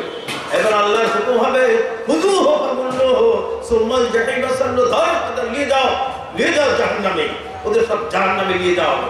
যেটা কাঁদে তিগ্নমবাজ বদমাইশগুলো, ভালো লোকের নামাজি দিনদার এদেরও দোষ আছে, এদের আল্লাহ ওইভাবে ধরবে না। সাধারণ নামাজি তাদের যে দোষ আছে, ওদের এক পাশে ডেকে দেবে, এই জানো লোকে দেখছিল ভাই কে এই কাজ করেছিল? হ্যাঁ জি হয়েছিল। এই পাপ করেছিলি? জি হ্যাঁ হয়েছিল। এটা করেছিলি? জি হ্যাঁ হয়েছিল। মনে করছে আর আমার বলবে, দেখ দুনিয়ায় তোর আয়াতকে আমি চেপে রেখেছিলাম, আজ মাফ করে দিলাম, বেরো টেনে জানলাম। তো তিগ্নম বাঘগুলোকে যারা মনে করছে আল্লাহর কাছে ধোঁকাবাজি করবে, ওদের ওই অবস্থা। আর নেকলো সকলের কিছু ভুল ত্রুটি আছে, ওদের এক পাশে ডেকে নেবেন, এরা বুঝতে না পারে, আর ওদের জিজ্ঞেস করবে, জিজ্ঞেস করার পরে যাক দুনিয়ায় তোর আয়াত চেপে রেখেছিলাম, আজ মাফ করে দিলাম, চলে যা। এক জায়গায় বলছে আল্লাহ যা ধরবে কেন করেছে জাহান্নামী কেন, আর এগুলো কোনো হিসেব, কোনো একটা হিসেব এই করছি এই করে, আচ্ছা যাক এটা তো আর পেশ করা হলে হবে। তো যাক, এইবার ওদের ফেরেশতাদের উপর নিয়ে যাও, ওখানে জাহান্নামে নিয়ে যাওয়া হবে। জাহান্নামে যখন যাবে, জাহান্নামের গেটম্যান বলবে, আলামিয়া থেকে রাসূলুম মিনকুম, কোন রাসূল তোমাদের কাছে যায়নি? এই কিয়ামতের কথা, জাহান্নামের কথা, আযাবের কথা বলিনি? বলিতে ছিল। তাদের কথা যদি শুনতাম, তাদের কথা যদি মানতাম, আর জাহান্নামে আসতে হতো না। জলসা দিয়েছে, বসার জায়গা, উপরে প্যান্ডেল, আলো আছে, আবার অত রাত্রে বাড়ি গিয়ে ভাত থাকবে কিনা, খাওয়ারের ব্যবস্থা, তবু এখানে আসবে না। কোথায় সে কানে মোবাইল বুঝে এইসব শুনছি। শোনে ভাই, এই মোবাইল যাইতে জিনিস নয়। তিরমিজি শরীফের রিওয়ায়াতের মধ্যে আসছে, মাঝখানে একটা আলাদা কথা বলে যাচ্ছি। তিরমিজি শরীফের রিওয়ায়াতের মধ্যে আসছে, যখন নাচনেওয়ালি মেয়ে ছেলে, গান বাজানোর মেয়ে ছেলে ব্যাপকভাবে সামনে এসে যাবে, খোদা মহামারী ছড়াবে এই দুনিয়ায়, ছেড়ে দেবে মহামারী। রেলে উঠে দেখেন, বাসে উঠে দেখেন, হ্যাঁ শুধু মহামারী। তাই এই যে করোনা ভাইরাস এসছে, এখন লোকে মনে করছে কত লক্ষ যে মরবে, আল্লাহ যদি ঠেকায় তো ভালো। বলছে 7 কোটি তো মরবি, এমন অবস্থা ধারণ করছে। তো এলো কোথার থেকে? মোবাইল দেখছে, মেশিনের নাচ আর গান। বলছে এরকম যখন হবে কোথাও মহামারী ছাড়বে, এমন মহামারীকে ঠেকাতে পারছে। তো ভাই বহুত খাতারনাক জিনিস। তো যাই হোক, এই জলসার ব্যবস্থা, খাওয়ার ব্যবস্থা, এখানে একটু কানে গুঁজে ওই দেখে বেড়াচ্ছে। একটা দুনিয়ায় মরবে আর আপনারা তো সম্পূর্ণ। এইবারে যখন কেউ যায়নি বলে গিয়ে তো ছিল, যদি শুনতাম আর বুঝতাম আর জাহান্নামে আসতে হতো না। তাহলে আল্লাহর কাজ তো আল্লাহ করেছিলেন, ওমা কুন্না মুআযিবিনা হাত্তা নাবআসা রাসূলা, রাসূল পাঠিয়ে সতর্ক না করে কাউকে আযাব দেব না, সে তো আল্লাহ করেছিলেন। তোমরা না মেনেছো মরো। বলে আমাদের একটু কান্নার সুযোগ দেওয়া হোক। কালাচ্চা কাঁদো, এত কাঁদবে চোখের অশ্রু শেষ হয়ে চোখ দিয়ে রক্ত ঝরতে থাকবে। ফেরেশতা বলে বাহ, এই যে কাঁদছো লাখ ভাগের একবার যে দুনিয়া কাঁদতে আর জাহান্নামে আসতে হতো না, সে সময় তো সুযোগ তো নষ্ট করে ফেলেছো। এখানে যত কান্নাকাটি করে কোনো ফল হবে না, দূর করে ওদের জাহান্নামে ফেলে দেওয়া হবে। লেখ লোক যারা ঝড় গতিতে, বিদ্যুৎ গতিতে, হাঁটা গতিতে, ছোটা গতিতে পুলসরাত পার হয়ে জান্নাতে পৌঁছে যাবে। মুসলিম শরীফে কিতাবুত তাহারাতে একটি হাদিস। আহলে কিতাবের একজন বহুত বড় আলেম আল্লাহর নবীর কাছে এসে বলল, হুজুর আমি কয়েকটা প্রশ্ন এনেছি, নবী ছাড়া কেউ তার উত্তর দিতে পারবে না। তা নবী হন, আমার প্রশ্নের উত্তর দেন। আল্লাহ নবী বলো তোমার প্রশ্ন। তাহলে আমার প্রশ্ন হলো এই, জান্নাতে যেয়ে সর্বপ্রথম নাস্তা হবে কিসের নাস্তা? দুপুরের খানা হবে কি? আর বাচ্চা কাচ্চা দেখতে মার মতো, কোনো বাচ্চার মুখটা দেখতে বাপের মতো, এটা কেন হয়? আর দুপুরের খানার পরে কোন পানি পান করবে? আল্লাহ নবী বললেন, জান্নাতে যেয়ে সর্বপ্রথম নাস্তা হবে মাছ ভাজা। আর ওই মাছের কলিজার উপর দিকে সুস্বাদু অংশ নবীগণ শুধু বলি আউলিয়ারা পাবে, আর লেজের দিকে, পিঠের দিকে, মাথার দিকে আপনারা আমরা সকলে পাবো। এইটা হবে নাস্তা। দুপুরের খানা হবে গরুর গোশত আর রুটি। তারপরে পানি পান করবে জান্নাতের সালসাবিল নদীর পানি। মা আয়েশা বলছে, এই নদীর স্রোত এত খরদর, সেই আওয়াজ যদি অনুধাবন করতে চাও কানে আঙুলকে বন্ধ করে ধরো, একটা হু হু শব্দ শোনা যায়। ওই রকম শব্দে বয়ে চলেছে জান্নাতের সালসাবিল নদীর পানি। ওই পানি পার করবে। আর বাচ্চা কাচ্চা, কোনো বাচ্চার মুখটা মার মতো, কোনো বাচ্চার মুখটা দেখতে বাপের মতো।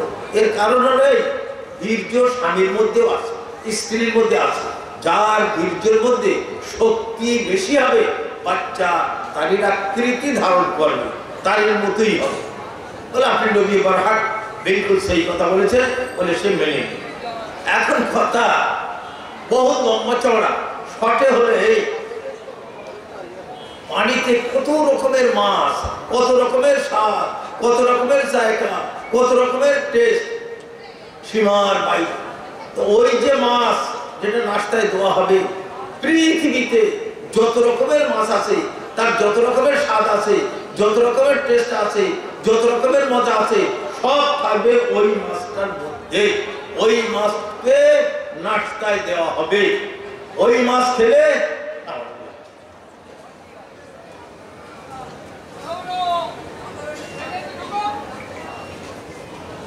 ওই মাছ খেলে তো পানিতে যত রকমের মাছ ছিল, তার যত রকমের স্বাদ, যত রকমের মজা, যত রকমের টেস্ট সব পেয়ে গেলে এই মাছের মাধ্যমে। দুপুরের খানা হবে গরুর গোশত আর রুটি। এই গরুর এই ভূভাগের যত রকমের নিয়ামত আছে, ছাগল হোক, গরু হোক, হরিণ হোক, নীলগাই হোক, সমস্ত গোশের স্বাদের টেস্টের মজমু হবে ওই গরুটা।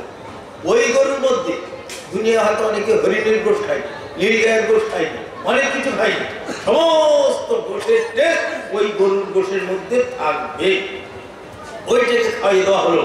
তাহলে ভূভাগে খোদার যত নিয়ামত ছিল তার সার মর্ম আপনি পেয়ে গেলেন গরুর মাধ্যমে, এই গরুর গোশের মাধ্যমে। আর রুটি কি হবে? বুখারী শরীফের রিওয়ায়াত, তাকুলুল আরদু খুবজাতাও ওয়াহিদাতান নুজুলান লিআহলিল জান্নাহ। পৃথিবী রুটি হয়ে যাবে, আরে বাবা পৃথিবীর জগৎ কি মানে?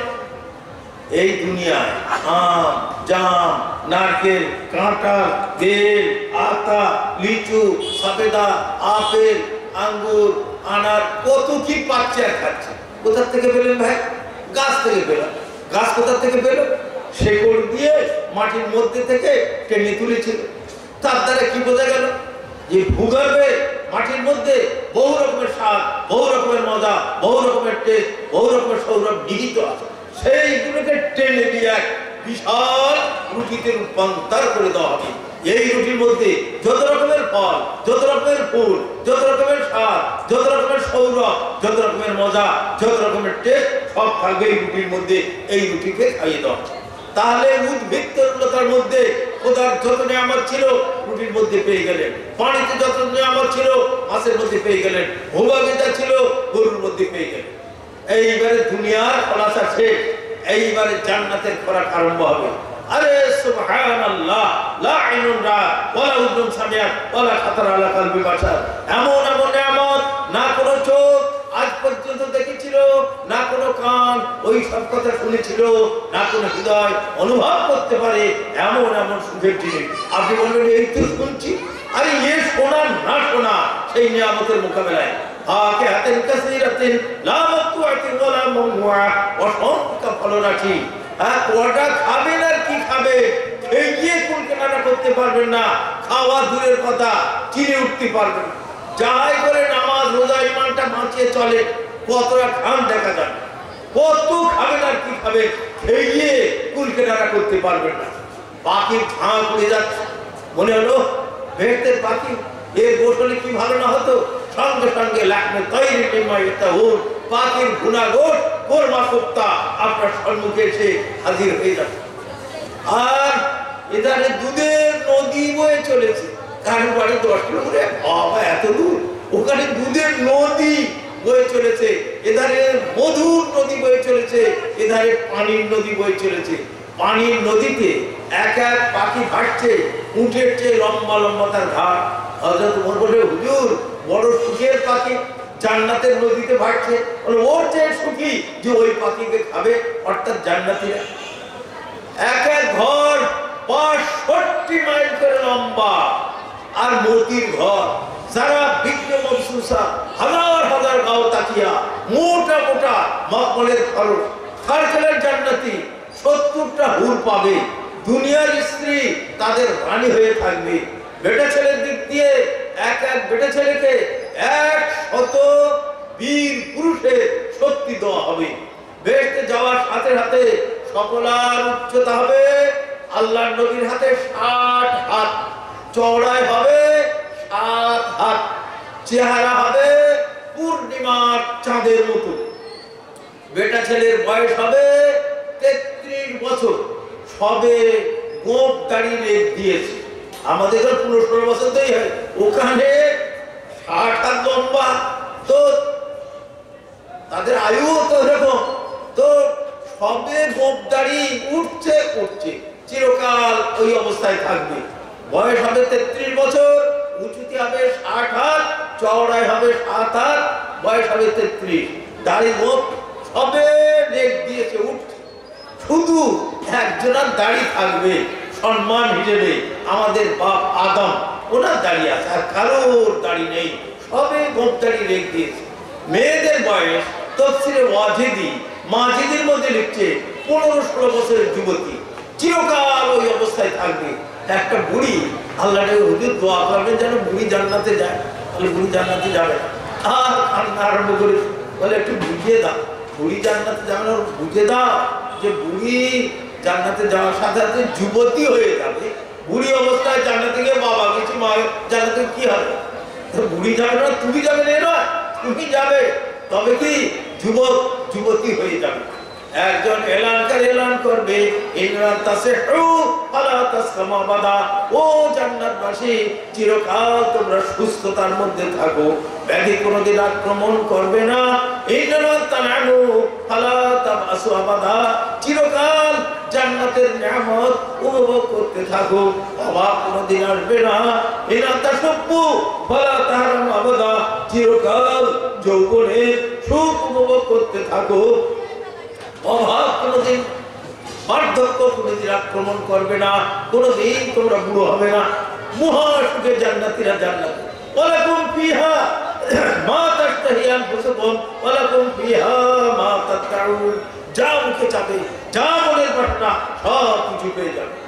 আল্লাহ বলে, ও জান্নাতি, তোমাদের সঙ্গে একটা ওয়াদা ছিল, পূরণ করতে চাই। বলে, আল্লাহ আমাদের চেহারাকে পূর্ণিমার চাঁদের মতো করে দিয়েছে, মুখে যা চাই পেয়ে যায়, মনের যা বাসনা পেয়ে যায়। আবার কি এমন নিয়ামত বাকি আছে যেটা আপনি দিতে চাচ্ছেন? বলে, হ্যাঁ আমার একটা ওয়াদা আছে, ওইটা পূরণ করতে চাই। আসসাউমুলি ওয়া আনা উজজা বিহি, বান্দা রোজা রেখেছিল আমার জন্য, ওর বদলা স্বয়ং আমি আমার দর্শন দেখাতে চাই। হঠাৎ আলোয় আলোকিত হয়ে গেল জান্নাত, জান্নাত তো ঝলমল আলোয় আলোকিত, সে আলো ম্লান হয়ে গেল। এক অপূর্ব জ্যোতির মোকাবেলা। কোথা থেকে জ্যোতি?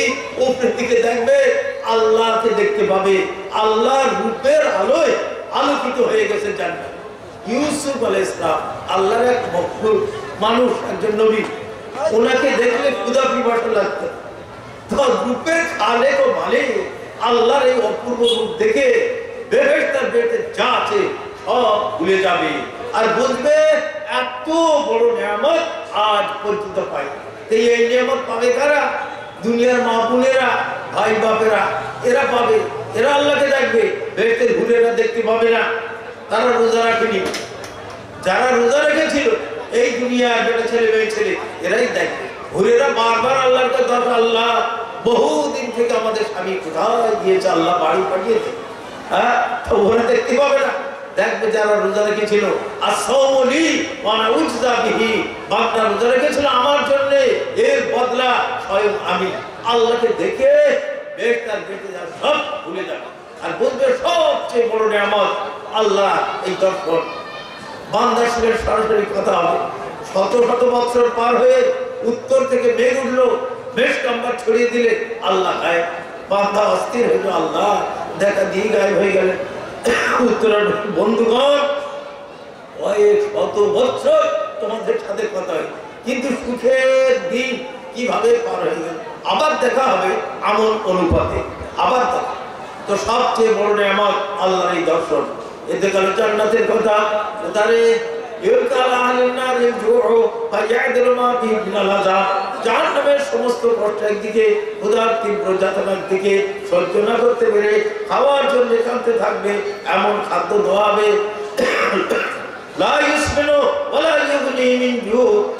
না শরীর পরিপুষ্ট হবে, না ক্ষুধা নিবারণ হবে, আবার কাঁদতে থাকবে খাওয়ার জন্য। এমন খাদ্য দেওয়া হবে জি গুসাতিন, গলায় আটকে যাবে। তখন তারা মনে করবে পৃথিবীতে গলায় আটকে গেলে পানি পান করতাম, পানির জন্য কাঁদতে থাকবে। এমন পানি দেওয়া হবে নাম তার হামি, মুখের সামনে আঠাশা মুখকে ঝলসে দেবে। ওই পানি পান করার সাথে পেটের নাড়ি ভুড়ি পিছনের রাস্তা দিয়ে পার হয়ে যাবে। সহ্য না করতে পেরে বলবে, ইয়া মালিক লিয়াকযি আলাইনা রাব্বুকা, ওগো জাহান্নামের হেড মালিক, আল্লাহকে বলো আল্লাহ আমাদের মেরে ফেলে দে, আর সহ্য করতে পারছি না। উত্তর হবে, ইন্নাকুম মাকিসুন, চিরকাল তোমাদের এই আযাব ভোগ করতে হবে, মরণ তোমাদের নেই। কিয়ামতের দিন গরু বাছুর কুকুর এদের বিচার হবে। দুর্বল কুকুরকে কেমনে ছিল শক্তিশালী কুকুর, কেমনে উল্টো শক্তিশালীকে দুর্বল, দুর্বলকে শক্তিশালী করা হবে। এনে কেমনে আছাড় ধরে আদায় করে নেবে। নেড়া গরুকে গুঁতো মেরেছিল সিংওয়ালা গরু, উল্টো হবে ওখানে। সিংওয়ালাকে নেড়া গরুকে সিংহে গুঁতো মেরে আছাড় মেরে আদায় করে নেবে। জীব জন্তু যে যার বর্জন করে নিলাম, বদলা নেবে। আল্লাহ বলো, জীব জন্তু বদলা পেয়ে গেছো? বলে আল্লাহ এই সামান পেয়েছি, মনের আশা পূরণ হয়ে গেছে। পূরণ হয়েছে? জি হ্যাঁ। পুরো বদলা পেয়ে গেছো? জি হ্যাঁ পেয়ে গেছো। তোমরা মাটির সাথে বিলীন হয়ে যাও। সঙ্গে সঙ্গে ওর কুকুর, বাঁদর, ইঁদুর, গরু, ছাগল সব মাটির সাথে বিলীন হয়ে যাবে, মাটির সাথে মিশে যাবে। তখন নাস্তিক বেঈমানরা কি বলবে? ইয়া লাইতানি কুনতু তুরাবা। হায় ভাগ্য, দূরে যদি সুর পুকুর হয়ে জন্মাতাম, আজ মাটি হয়ে যেতাম, আল্লাহর আযাব থেকে রেহাই পেয়ে যেতাম। মানুষ হয়ে কি সর্বনাশ হলো, আমাদের যে আর ছুটি হলো না। এটা কারা? নাস্তিক আর বেঈমান। ইমানদার গুনাহগারের কি হবে? আল্লাহর হুকুম হবে, দেখো ফেরেশতা যে লা ইলাহা ইল্লাল্লাহ পড়েছিল আর তার অন্তরে 1 টাকা পরিমাণ ঈমান আছে, বার করলো জাহান্নাম থেকে, তাদের বার করলো। ফের আল্লাহর হুকুম হবে, দেখো কার অন্তরে 8 আনা পরিমাণ ঈমান আছে, বার করলো জাহান্নাম থেকে, তাদেরও জাহান্নাম থেকে বার করলো হবে। ফের আল্লাহর হুকুম হবে, দেখো কে লা ইলাহা ইল্লাল্লাহ পড়েছিল আর 4 আনা পরিমাণ তার অন্তরে, বার করলো জাহান্নাম থেকে, তাদেরও বার করলো হবে। ফের আল্লাহর হুকুম হবে, দেখো কার অন্তরে 1 গম পরিমাণ ঈমান, বার করলো জাহান্নাম থেকে, তাদেরও বার করলো হবে।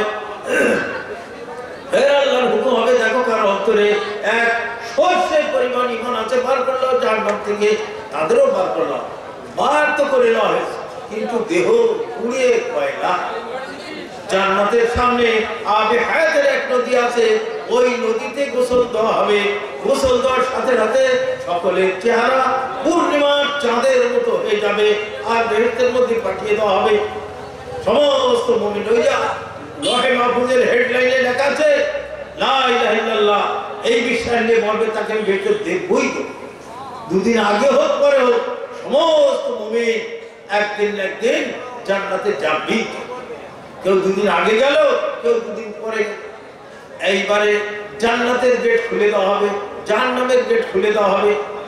জান্নাতীদের জিজ্ঞেস করো, জান্নাতি এটা কি? মউতকে আনা হবে জান্নাত জাহান্নামের মাঝে, মউতের আকৃতি হবে ভেড়ার মতো। ও জান্নাত এটা কি? আমাদের মউত। জাহান্নামীদের, ও জাহান্নামী এটা কি? তাহলে আমাদের মউত। ইয়াহইয়া পয়গম্বরকে আল্লাহ হুকুম দেবেন, ইয়াহইয়া দাও মউতকে জবাই করে দাও। ইয়াহইয়া আলাইহিস সালাম মউতকে জবাই করে দেবেন। দেওয়ার পরে এলান হবে, দেখো জান্নাতি, তোমাদের মরণের মৃত্যু হয়ে গেল, আর তোমাদের মৃত্যু নেই। অনন্ত অসীম কাল, কোটি কোটি বছর তোমরা জান্নাতের সুখ উপভোগ করতে থাকো। খুশিতে হার্ট ফেল করে মরে যেত যদি মৃত্যু না হতো। আর জাহান্নামীদের বলা হবে, দেখো নাস্তিক বেঈমান 1,24,000 পয়গম্বর পাঠানো হয়েছিল, তাদের কোথায় কর্ণপাত করনি, আমাকে ভুলেছিলে, আমিও তোমাদের ভুলে গেলাম, তোমাদের মরণের মৃত্যু হয়ে গেল, আর তোমাদের মৃত্যু নেই। অনন্ত অসীম কাল, কোটি কোটি বছর তোমরা এই জাহান্নামের আযাব ভোগ করতে থাকো। দুঃখে হার্ট ফেল করে মরে যেত যদি মৃত্যু না হতো। এরা চিরকাল আযাব ভোগ করবে, ঈমানদার চিরকাল সুখ ভোগ করবে। ইন্নাদ দারাল আখিরাতুল হায়াওয়ান, আসল জিন্দেগানি, আখিরাতের জিন্দেগানি। এই কটা দিন যদি আমরা ঠিকভাবে পার হতে পারি, চিরকাল আমরা সুখী হব। তো ভাই, হাদিস শুনে কি বুঝলেন? যে সমস্ত মুসলমান একদিন না একদিন বেহেশতে যাবেই। আশা পূরণ দুনিয়ায় হবে, আশা পূরণ হবে জান্নাত। দুনিয়ায় স্বামী স্ত্রীর মধ্যে একটু বেঁধে গেছে, কোন একটা কমি দেখে, ভাই ভাইয়ের মধ্যে বেঁধে গেছে, একটু সহ্য করে। দুনিয়ায় আশা পূরণ হবে না, সব মুমিন জান্নাতে যাবে, সব আশা পূরণ হবে। দুনিয়া একটু সহ্য ধৈর্য করে পার হয়ে চলে, সব যাবে ইনশাআল্লাহ জান্নাত। একটা কথাই শেষ হলো। দ্বিতীয় কথা আমি আরম্ভ করবো আল্লাহর নবী সম্বন্ধে, তারপর একটা আয়াতের তাফসীর করে শেষ করব। একবার দুরূদ শরীফ পড়লেন ভাই। আল্লাহুম্মা সাল্লি আলা সাইয়্যিদিনা নাবিয়িনা মাওলানা মুহাম্মদ। আমার এক ভাই বলছিলেন বহু মেয়ে ছেলে পিলে আসে জলসা শোনার জন্য। তো মেয়ে ছেলে পিলে আল্লাহর নবী মুজিজা ওয়াগারা শোনার খুব আসে, সেই জন্য আল্লাহর নবী সম্বন্ধে কিছু রাখছি, তারপর একটা আয়াতের তাফসীর করে আমি শেষ করি। আনা আলী রাদিয়াল্লাহু তাআলা আনহু قال لم يكن النبي صلى الله عليه وسلم بالطويل المماطل ولا بالقصير المتردد। হযরত আলী রাদিয়াল্লাহু বলছেন আল্লাহর নবী খুব লম্বা ধরনের মানুষ ছিলেন না, পক্ষান্তরে বেটে ধরনের মানুষ ছিলেন না। কানা রাবাতান মিনাল কওম, মাঝারি ধরনের মানুষ ছিলেন। মাঝারি ধরনের মানুষ হওয়া সত্ত্বেও হাজার মানুষের মধ্যে যখন দাঁড়াতো, সকলের মাথার উপরে ওনার মাথা দেখা যেত। এটা ছিল ওনার একটি মুজিজা। ইয়াতালাল্লাহু ওয়াজহুহু তালাআলু আল কমারি লাইলাতাল বদরি, আল্লাহর নবী সাল্লাল্লাহু আলাইহি ওয়াসাল্লাম চেহারা মোবারক এইরকম ভাবে জগমগ করত যেরকম পূর্ণিমার চাঁদ পূর্ণিমার রাত্রে জগমগ করে। আদাইদুল আইনাই, আল্লাহর নবীর চোখের তারা অত্যন্ত কালো ছিল। আসাজ্জুল হাওয়াজিবি সাওয়াবিগা, গুরু সরু ছিল, চুলে ভরপুর। মিন গায়রে কারণে, তাই বলে দুই গুরু একসঙ্গে মিলে যায়নি, মাঝখানে একটু ফাঁকা ছিল। ইউদিররুল গাযাবু, কোনো ব্যাপারে রেগে গেলে ওইখানে একটা রথ একটু উঁচু হয়ে যেত। মুফাল্লাজুল আসনান, সামনের দাঁত একটু ফাঁকা ফাঁকা ছিল। ইজা তাকাল্লামা রুয়ায়াকান নূরি ইয়াখরুজু মিন বাইনি সানিয়াহু, যখন কথা বলতেন এই দাঁতের ফাঁক থেকে একটা নূরের জ্যোতির মতো বার হতে থাকতো। আপনার ইবনে হুজুর সাল্লাল্লাহু আলাইহি ওয়াসাল্লাম মাঝারি ছিল, কিন্তু তাদের ডগের উপরে একটা গাইবি নূরের জ্যোতি বিরাজমান থাকতো, যার জন্য মনে হতো যেন উঁচু না মাঝারি না, একটা নাকের নূরের জ্যোতি বিরাজমান থাকতো। হুজুর সাল্লাল্লাহু আলাইহি ওয়াসাল্লামের আজিমুল হামা, মাথা মুবারক সৌন্দর্যের সাথে সাথে বড় ছিল। চুল তিন রকমের ছিল, জুম্মা, লিম্মা, ওয়াফরা, কান পর্যন্ত, কাঁধ পর্যন্ত, ঘাড় পর্যন্ত। হজ্জাতুল বেদায় চুল উনি নাড়া হয়েছিলেন, এক একটা চুল উম্মতের মধ্যে তকসিম করা হয়েছিল।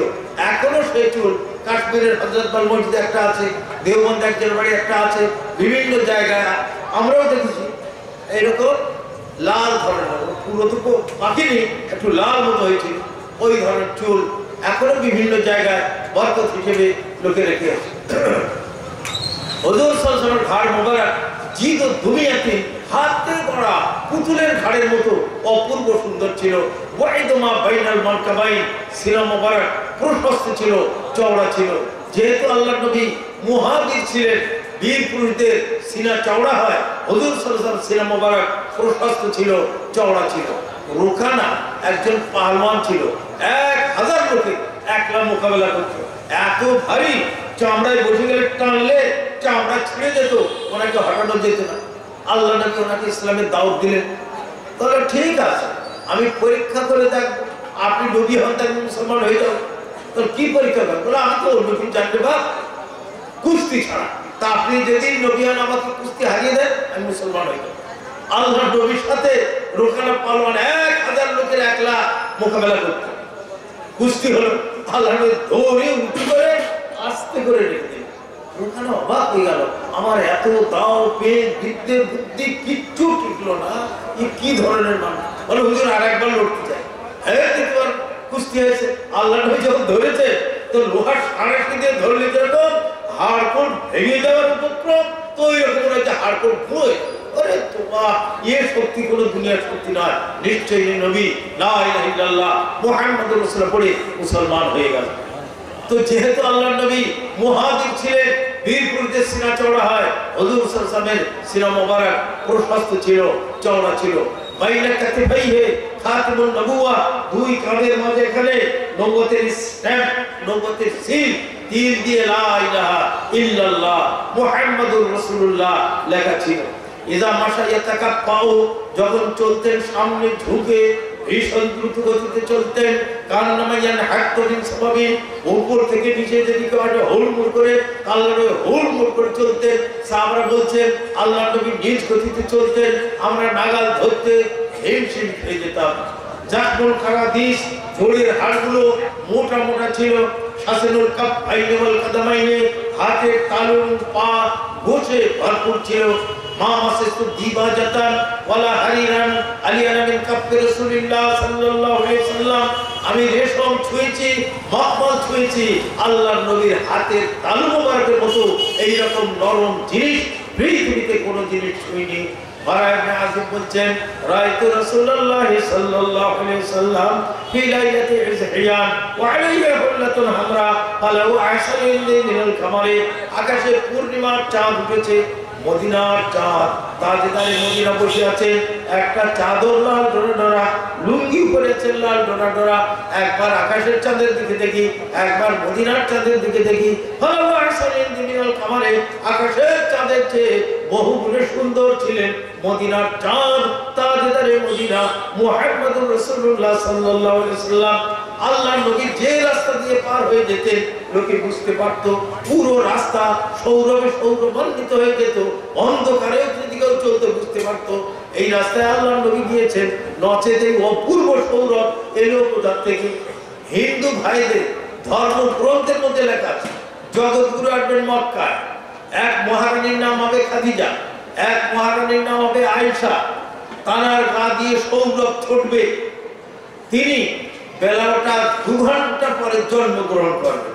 সব কথা ঠিক, গা দিয়ে সৌরভ ছুটতো ঠিক, আয়েশা খাদিজা ঠিক, একটা কথা গন্ডগোল হয়ে গেল, উনি সবে সাদেকের সময় জন্মগ্রহণ করেছিলেন আর হিন্দু ভাইদের ধর্মগ্রন্থের কাছে বেলা উঠে 2 ঘন্টা হলে জন্মগ্রহণ করবে। তো হিন্দু মুসলমান মিলে আমাদের বহুত বড় আলেম ওমর পালানপুরি ওনার কাছে গেলে বলে হুজুর এইটা তো মিলছে, বলে আরে বাবা মিলেই তো আছে। কি করে হুজুর? বলে আরবে যখন সবে সাদেক হয় হিন্দুস্তানে তখন বেলা 2 ঘন্টা হয়ে যায়, তো হিন্দুস্তানের লোককে বলে এই তো বলতে, বলে আচ্ছা হুজুর বুঝিয়ে। তো হুজুর সাল্লাল্লাহু আলাইহি ওয়াসাল্লামের ঘাম মোবারক বেশ নম্বরের চেয়ে সৌরময় ছিল। হুজুর সাল্লাল্লাহু একবার হাঁটুতে ব্যথা হয়েছে, একটা পাত্রে পেশাব করেছিল, সকালে ফেলে দেওয়া। উম্মে আইমান রাদিয়াল্লাহু ঝাড়ু দিতে এসে পানি মনে করে পান করে ফেলেছে। ওনার গায়ে সৌরভ ছুটেছিল, তার ছেলে 7 পিঁড়ি পর্যন্ত সৌরভ ছুটেছিল। যা পেশাবে রাখো কি মানুষ তিনি ছিলেন। কানা আজওয়াদুন নাস সাদরান আলিয়াদুম আলিকাতান আকরামু শিরাতান মান রাহু বাকিহাতান হাবাহু। সবচেয়ে সম্ভ্রান্ত বংশের মানুষ ছিলেন, সবচেয়ে দাতা দয়ালু মানুষ ছিলেন, সবচেয়ে নরম মেজাজের মানুষ ছিলেন। আর চামকা যে দেখতো হয় স্তম্ভিত হয়ে যেত, ওনার সঙ্গে মিলেমিশে থাকার পরে বলতে বাধ্য এইরকম মানুষ পৃথিবীতে হয়নি আর হতে পারে না। লা ইউমকিনু সানাউ কামা কানা হাক্কুহু বা'দা খুদা বুজুর্গতুই কিসসা মুখতাসার, তার তারিফ করার সাধ্য কারণ নেই।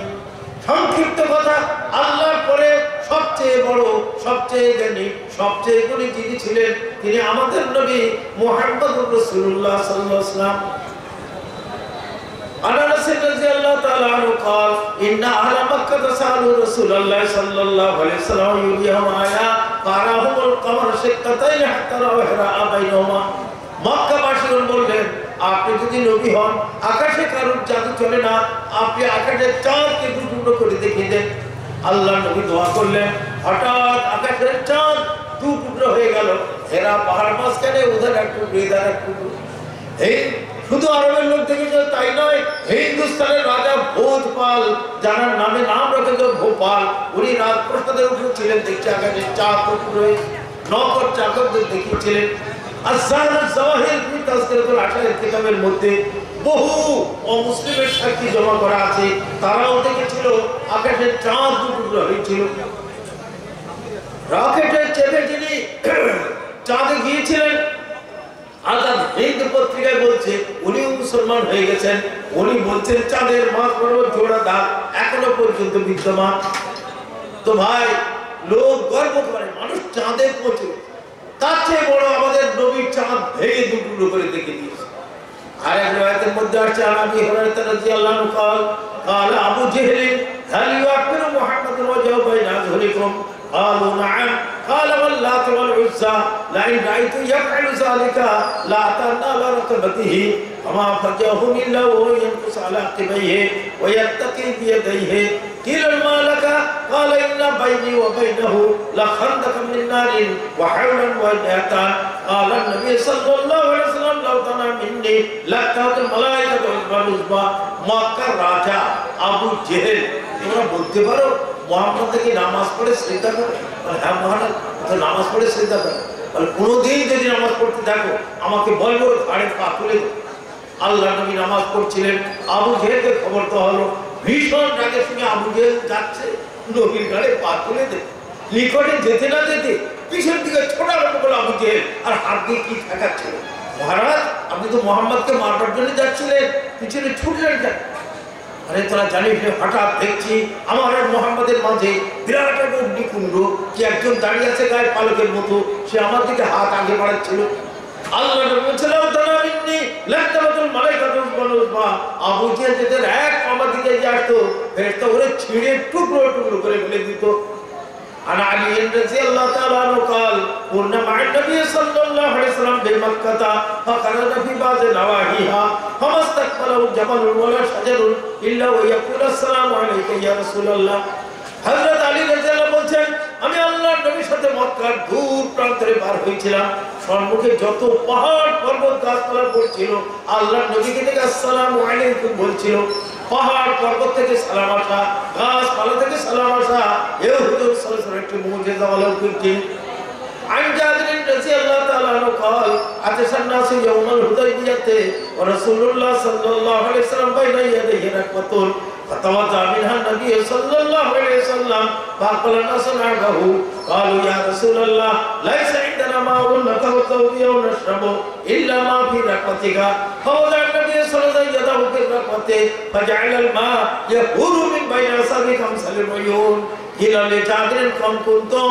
قال لو كنا 100,000 لكفانا كنا 1500 হুদায়বিয়া চুক্তির সময় কোথায় পানি নেই ছোট একটা পাত্র ওতেই সামান্য পানি আল্লাহর নবী ওযু করছিলেন সাহাবারা দৌড়ে হুজুর কোথায় পানি নেই আল্লাহর নবী এই পাত্রে হাত রেখে দিলেন দুই আঙুলের মাঝখান দিয়ে ঝর্ণার মতো পানি বার হওয়া আরম্ভ হয়ে গেল আল্লাহর নবী নিয়ে যাও কার কথা পানির প্রয়োজন সকলে নিয়ে গেল সকলের জন্য যথেষ্ট হয়ে গেল হযরত জাবেরকে যে ভাই কতজন লোক ছিলেন আপনারা ওর কতজন ছিলেন জিজ্ঞেস করছেন কেন এ তো গায়েবী জিনিস লাখ হলো বলে তাও যথেষ্ট হয়ে যেত তো যাক আপনি জিজ্ঞেস করেছেন আমি বলে দিচ্ছি আমরা 1,500 লোক ছিলাম একটা পাত্রের পানি 1,500 লোকের জন্য যথেষ্ট হয়ে গেল ইয়ে হুজুর সাল্লাল্লাহু আলাইহি ওয়াসাল্লামের একটি মুজিজা আর এক রিওয়ায়াতের মধ্যে আসছে আল্লাহর নবী এক সফর থেকে আসছে আসতে আসতে পানি প্রায় শেষ কাফেলার লোকদের তোমরা কে থামো হযরত আলীকে একজন পাঠালেন দেখো বাবা পানি কোথায় পাওয়া যায়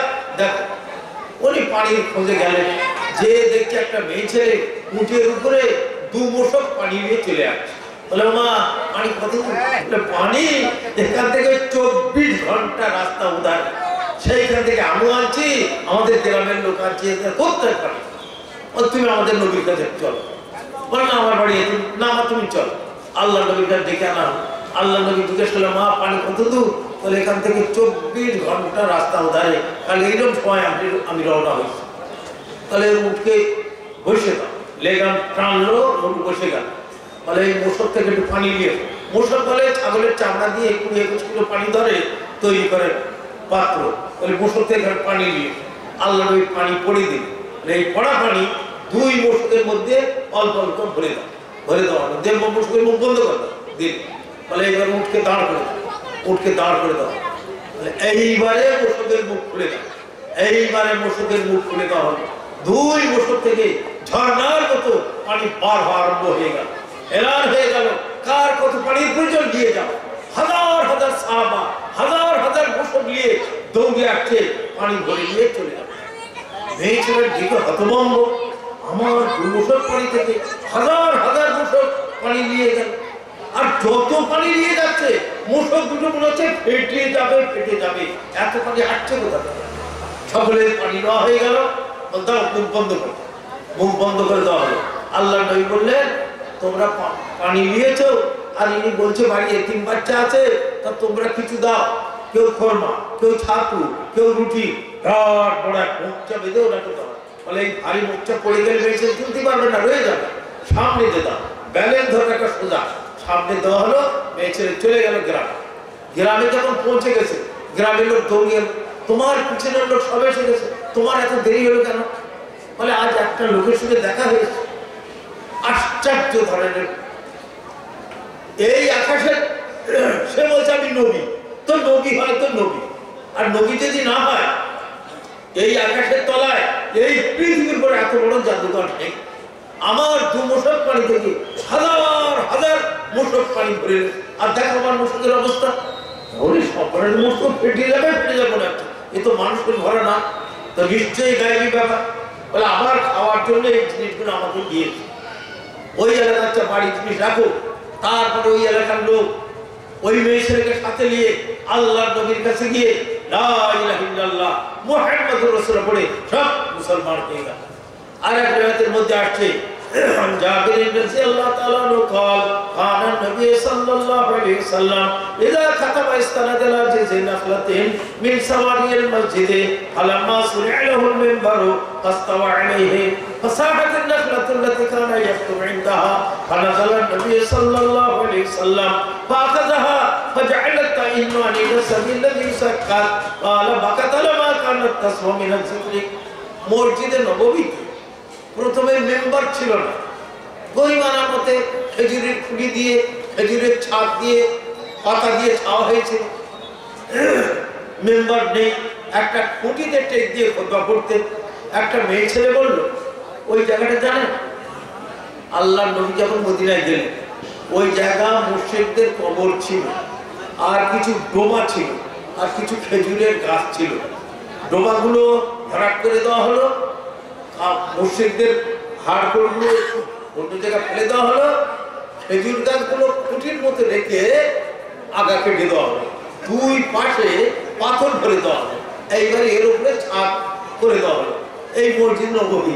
আর এখন দেখেন যে হ্যাঁ সোনার মদিনা, তো সোনার মদিনা, হ্যাঁ ও তোমার তাজমহল ভালো ট্যাকে লাগবে এমন সোনা। আবার কি পাতাগুলো নেই, পাখার একটা শব্দ হয়, এবারে অসুবিধে পাখা নেই। ওই খুঁটি ধরেন এই পুরো স্টেজ যত এত মোটা মোটা খুঁটি গোড়া দিয়ে এয়ার কন্ডিশন বাতাস বাড়াচ্ছে যাতে করে শব্দ না হয়। আর সোনার মদিনা পাঠা তো এখন তো ওদের বলেছিল তোমরা টাকা লাও বাবু এই জায়গাটায় মসজিদ করো, বলো হুজুর টাকা নেবো না। কত বড় বুদ্ধির কাজ করে গেছে, হ্যাঁ যত লোক নামাজ পড়ছে তারা সব পাচ্ছে। তবে দুটো এতিম বাচ্চা, এতিমের দান তো হয় না, ওদের পয়সাটা দেওয়া হয়েছিল, বাকি একটা দান করেছিল।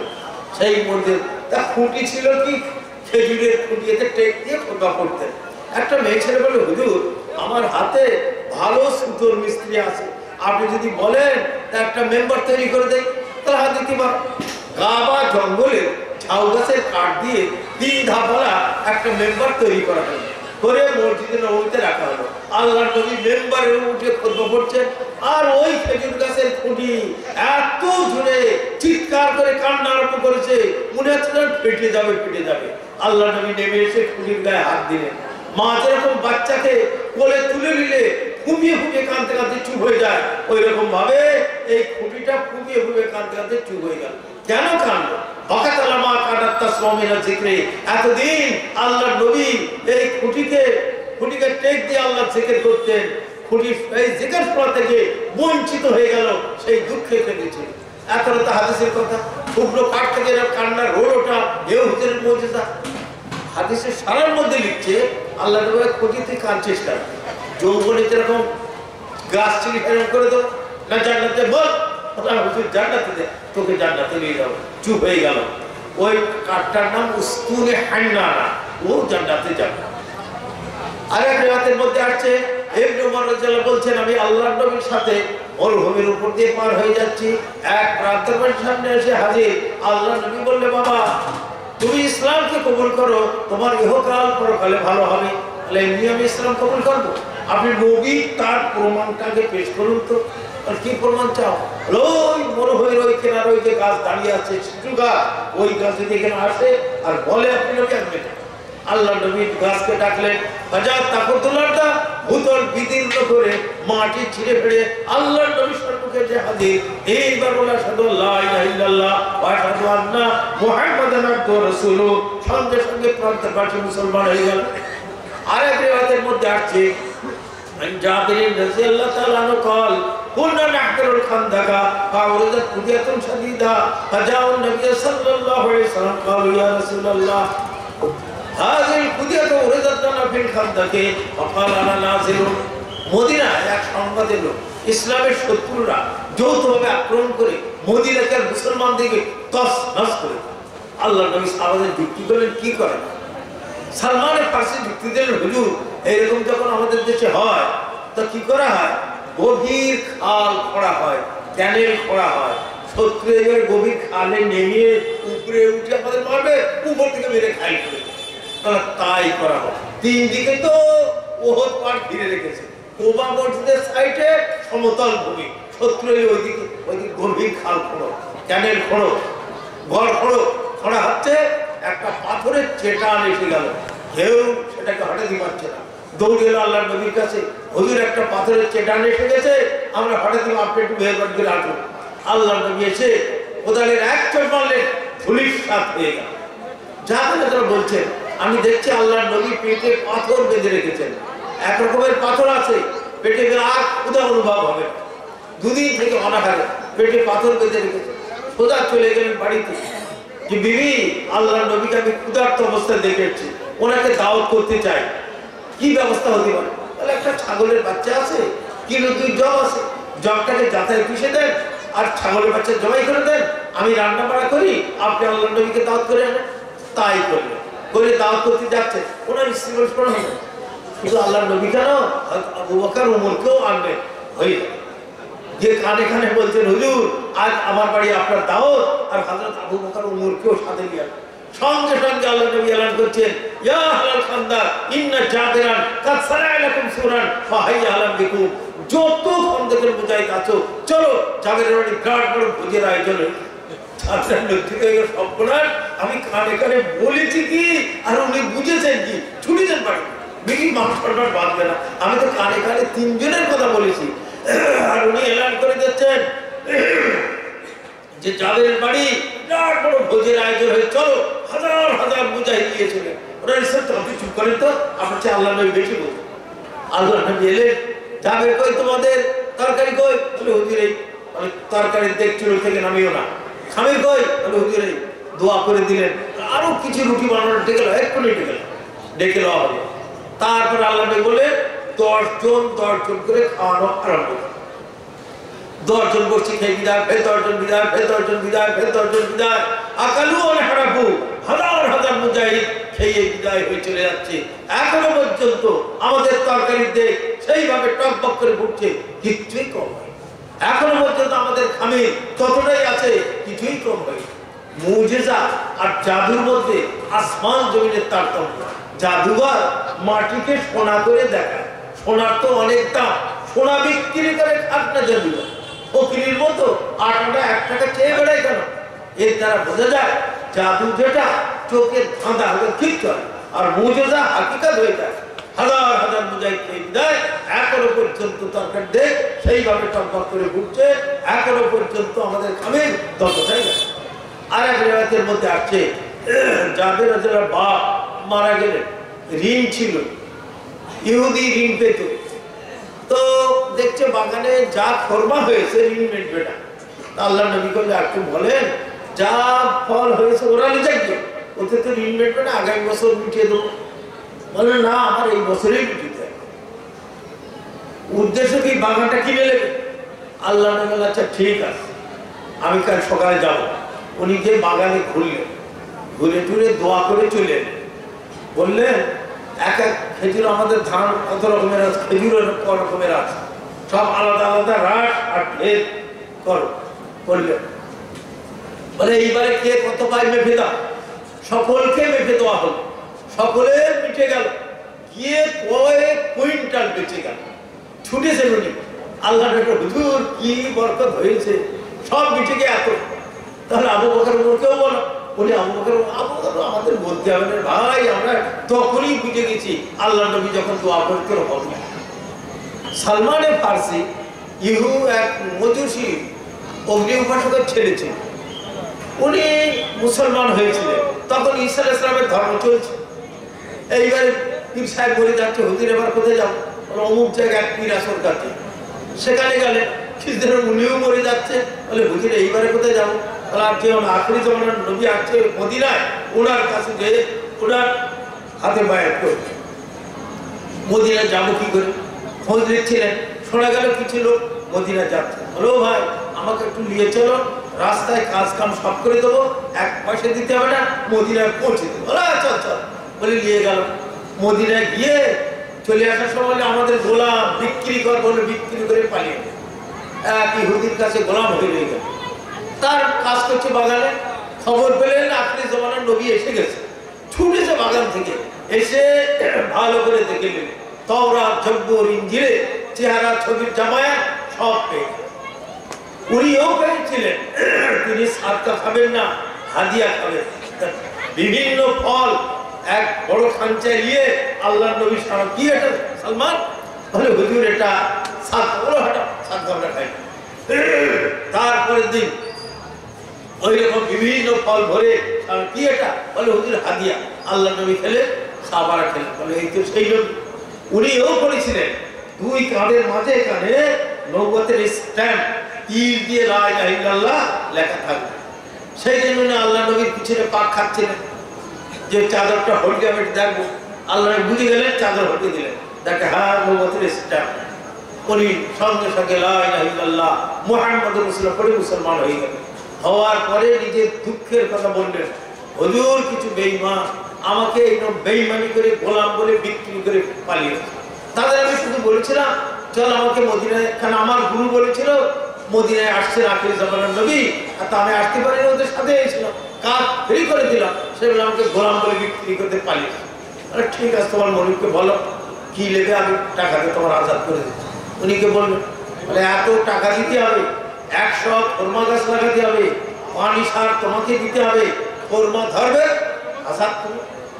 আল্লাহ তাই টাকা মিটিয়ে দিলেন, খোরমা গাছ লাগিয়ে দিলেন। 5 বছর লাগে খোরমা ধরতে, একে বছরে 99টা গাছে খোরমা ধরে গেল, একটা গাছে খোরমা হয়। আল্লাহ এরকম হলো না। আল্লাহ তোমার বলে হুজুর ওই গাছটা আমি নিয়েছিলাম, তো নবীর হাত সাহাবার সমান হয়, ওই গাছ তুলে ফেললেন, ফেলে রেখে দিলেন ওই বছরে ও গাছেও ফল এসে গেল। এও হুজুর সাল্লাল্লাহু আলাইহি ওয়াসাল্লামের একটি মুজিজা। আর এক রেওয়ায়েতের মধ্যে আসছে আল্লাহর নবী হয়েছেন আপনার 40 বছর বয়স। তার আগে বিজনেস পারপাস গিয়েছিলেন শাম দেশ, এক মঞ্জিলে পৌঁছেছে, ওইখানে লাটপাদ্রি কাফেরের মধ্যে ছুটি করে আল্লাহর নবীর হাত ধরলেন, বলে হাযা রাহমাতুল লিল আলামিন, হাযা খাতিমুল মুরসালিন, এই সে রাহমাতুল লিল আলামিন, এই সে খাতিমুল মুরসালিন। বলে আপনি কি করে জানলেন? বলে আমরা তাওরাত, জবুর, ইনজিল সমস্ত কিতাবে এনার আগমনের খবর আমরা পেয়েছি। বিশেষ আলামতে আপনাদের কাফেলা যখন আমাদের ভূখণ্ডে পা রেখেছিল, সঙ্গে সঙ্গে সমস্ত গাছপালা সেজদায় পড়েছিল। নবী ছাড়া কার জন্য গাছপালা সেজদা করে না। এর দ্বারা বুঝেছিলাম এই দলে নবী আছে। তাওরাত, জবুর, ইনজিলে যে সমস্ত আলামত সব এর মধ্যে পাচ্ছি, এই সে আখির জামানার নবী। এই মহামানবকে যখন নিয়েছেন আপনাদের দুপুরের খাওয়ার দাওয়াত হলো, খাওয়ার ব্যবস্থা করা হলো, নিয়ে আসা হলো। বলে উনি কই? বলে দূরে আমাদের জিনিসপত্র আছে, উনি দেখাশোনা করছেন ওখানে। বলে উনি না এলে বাবা তোমাদের খাওয়াবো না, ওনার কারণে তো তোমাদের খাওয়ানো। এইবার আল্লাহ নবীকে ডাকা হলো। আল্লাহ নবী আসছেন, এক খণ্ড মেঘ ওনার মাথার উপরে ছায়া করে করে আসছে। এইবার এসে দেখছেন কাফেরা লোক গাছের ছায়া ঘিরে বসে আছে, আর জায়গা নেই। বাধ্য হয়ে উনি নদীর দিকে বসলেন, সঙ্গে সঙ্গে গাছ ঝুঁকে দিয়ে ওনার উপরে ছায়া করলো, সব নদী করে। এই পাদ্রী সাহেব বললেন তোমাদের গার্জেন কে? আবু তালেব বললেন খবরদার স্বামী নিয়ে যাবেন না, স্বামীর ইহুদিরা দেখেই ছেড়ে ফেলে দেবে। আপনাদের মধ্যে যখন জন্মগ্রহণ করেছেন রাজত্ব আপনাদের হাতে আসবে, ওদের রাজত্ব চলে যাবে। সেই হিংসায় এনারা আক্রমণ করবে, বহুত কেক সাইকেল ইত্যাদি দিয়ে মক্কার দিকে ওনাকে ঘুরিয়ে পাঠিয়ে দেওয়া হয়েছে। আর এক রিওয়ায়াতের মধ্যে আসছে আল্লাহর নবী যখন মক্কা ছেড়ে চলে যায়, গিয়ে গাড়ে শহরের মধ্যে আশ্রয় নিয়েছিলেন, সাথে হযরত আবু বকরের জন্য ছিল। এইবার ওরা খুঁজতে খুঁজতে গাড়ি শহরের মধ্যে এসে দেখছে জঙ্গলি পায়রা ডিম পেড়েছে, আর মাকড়সা গুহার বুকে জাল বুনে দিয়ে। বলে এখানে মানুষ নেই, থাকলে মানুষের জাল থাকবে কেন, এই জঙ্গলি পায়রা থাকবে কেন? বলে চলে গেল। অথচ ছিলেন আল্লাহ নবী ওখানে, সাথে আবু বকর। দেখছে কিছু সাপের গর্ত আছে, কামড়াতে পারে। তা ওখানে কাপড় ছিঁড়ে ছিঁড়ে সব চালাগুলোর মুখ বন্ধ করে দেয়, আর কাপড় নেই, একটা চালা বাকি, পা রেখে দিলেন চালার মুখে। আল্লাহ নবী ক্লান্ত ছিলেন, ওনার মুড়োতে মাথা রেখে ঘুমিয়ে পড়েছেন। আবু বকর চোখের পানি গিয়ে পড়লো আল্লাহ নবীর মুখে, ঘুম ভেঙে গেল। আবু বকর কাঁদছে কেন? হুজুর সাপে আমাকে কামড়েছে। এই সাপ তুমি কামড়ালে কেন? বলে হুজুর বহু দিন থেকে আমি অপেক্ষায় আছি, আখিরি জামানার নবী এখানে আসবেন, আল্লাহ তাআলা জেনেছিলাম আপনাকে দর্শন করার জন্য। আবু বকর সব গর্ত বন্ধ করে দিয়েছে, একটা গর্ত বাকি ছিল, পা রেখে দিলে এত ঠেলাঠেলি করলাম পা হটায়নি। সেই জন্য হুজুর খেয়ে নিয়েছি যাতে পা হটায় আপনাকে দর্শন করার জন্য। বহু দিনের ওটা আবদাল ছিলেন। অপেক্ষায় ছিলেন। আল্লাহ একটু থুতু লাগিয়ে দিলেন, ভালো হয়ে গেল। তারপরে ওখান থেকে রওনা হয়ে গেলেন মদিনার দিকে। একটা অমুসলিম কিন্তু মিথ্যাবাদী না, দুটো উট দিয়েছিলেন। 3 দিন পরে গাড়ি শহরের ওখানে নিয়ে যাবে, ঠিক ভোরবেলা পৌঁছে দিলেন। ওখান থেকে আল্লাহ নবী আর আবু বকর রাদিয়াল্লাহু আনহু আরেকজন রওনা হলেন মদিনার দিকে। যেতে যেতে একটা পাহাড়ের ছায়া, বহুত বড় পাহাড়, ছায়া বিশ্রাম করছিলেন। আবু বকর রাদিয়াল্লাহু আনহু এদিক লক্ষ্য রাখছিলেন, দেখে একজন এক পাল ছাগল নিয়ে আসছে। এই কাঠ ছাগলটা অমুকে দুধ আছে তার, হ্যাঁ তাহলে ধুয়ে দে। তা ধোয়া মানে একটা হাতে ছেড়ে দেন, ভালো ছেড়ে দিয়ে ধুয়ে দিলেন। উনি পার করলেন, আল্লাহ নবীর জন্য আনলেন, আল্লাহ নবীও পার করলেন। পরে এবারে মদিনার দিকে যাচ্ছে। কিছু দূর গিয়েছেন, সুরাক ইবনে মালিক ভীষণ করে দৌড়ে আসছে, ঘোড়ার পিঠে সওয়ার হয়ে আল্লাহ নবীর মাথা কেটে নেবে। মক্কায় এলান হয়েছে যে মুহাম্মাদের মাথা কেটে আসতে পারবে এত পুরস্কার দেওয়া হবে। সেই পুরস্কারের লোভে ছুটে আসছে সুরাক ইবনে মালিক। যখন নিকটে এলো, ওর ঘোড়া হোঁচট এলো, মনে সন্দেহ হলো এই কিছু বদদোয়া করে, কিন্তু অত বড় পুরস্কার কি করে বাদ দেওয়া যায়। ফের উঠে ফের আল্লাহ নবীর দিকে ছুটেছে, মাথা কেটে নেবে। নিকটে যখন গিয়েছে, হঠাৎ সুরাক ইবনে মালিকের ঘোড়ার পা শক্ত মাটিতে বুক পর্যন্ত পুঁতে গেল, আর সুরাকা ছিটিয়ে যে পড়লো নিচে। পা যদি চলে ফুল স্পিডে, মারে ব্রেক, হুমড়ি খেয়ে পড়ে যাত্রী, অত নিচে যে ছিটিয়ে পড়েছে সুরাক ইবনে মালিক। বলে হুজুর বুঝতে পেরেছেন আপনি বদদোয়া করেছেন, আপনি দোয়া করে দেন আমার পা উঠে যায়, আপনার কোনো ক্ষতি করবো না, আমার যা আছে সব নিয়ে নেন, শুধু আমি ঘোড়াটা নিয়ে যাব। আল্লাহ নবী দোয়া করলেন, ঘোড়ার পা উঠে গেল, ধোঁয়া আরম্ভ। তো ধোঁয়া উঠছে কেন? গজবই ধরেছিল, ওদের আমার সব নেবার কিচ্ছু দিতে হবে না, এই রাস্তা যারা আসছে একটু ঘুরিয়ে যাবে। তো রাস্তা সব দেখে বলে মক্কায় চলে গেল। আল্লাহ নবী মদিনায় চলে গেলেন। সারা দুনিয়ার মধ্যে ইসলামের প্রচার প্রসার হলো। কিন্তু আল্লাহ নবীর কথা সাহাবাদের বড় বড় অকে আছে। হযরত ওমর রাদিয়াল্লাহু যুগে আজ একেল্লা ফাতা, কাল ওকেল্লা ফাতা, আজ এদের জয়, কাল ওদের জয়। বলে ওমরকে না মানলে আমাদের আর উপায় নেই, সব শেষ। একজন পালোয়ান 1000 লোকের মোকাবেলা করতো, তুমি হযরত ওমরকে মারতে পারবে, এই পুরস্কার। বলা ও তো আমার বাহাদের কথা, পুরস্কার দেওয়া। বলে আবার মেরে ফের গেছে মদিনায়, ভালো করে চিনে নিলে হযরত ওমরকে। একদিন হযরত ওমর মাঠের এক ক্ষেতটা পানি আছে কিনা, এই ক্ষেত শুকিয়ে যাচ্ছে কিনা দেখছিলেন। হযরত ওমর তো চাষ করতেন না, দেখছেন কেন? এটা বেওয়ার ক্ষেত, এতিমের ক্ষেত, বরবাদ হলে আল্লাহর কি জবাব দেব দেখছিলেন।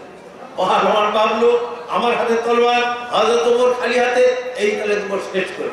কিন্তু আল্লাহ হযরত ওমরের এত প্রতাপ, প্রভাব, হাইবাত, দবদবা দিয়েছিল, সামনে গেলে বুক কেঁপে যেত। ঠিক আছে, এতে ধূপ ঝাঁঝা করছে, ওই একটা গাছ, ওই গাছ আমি লুকিয়ে থাকবো। উনি নিশ্চয়ই গাছটা রাখবেন, বিষাক্ত তীর মেরে মেরে দেবো, ওই গাছে লুকিয়ে আছে।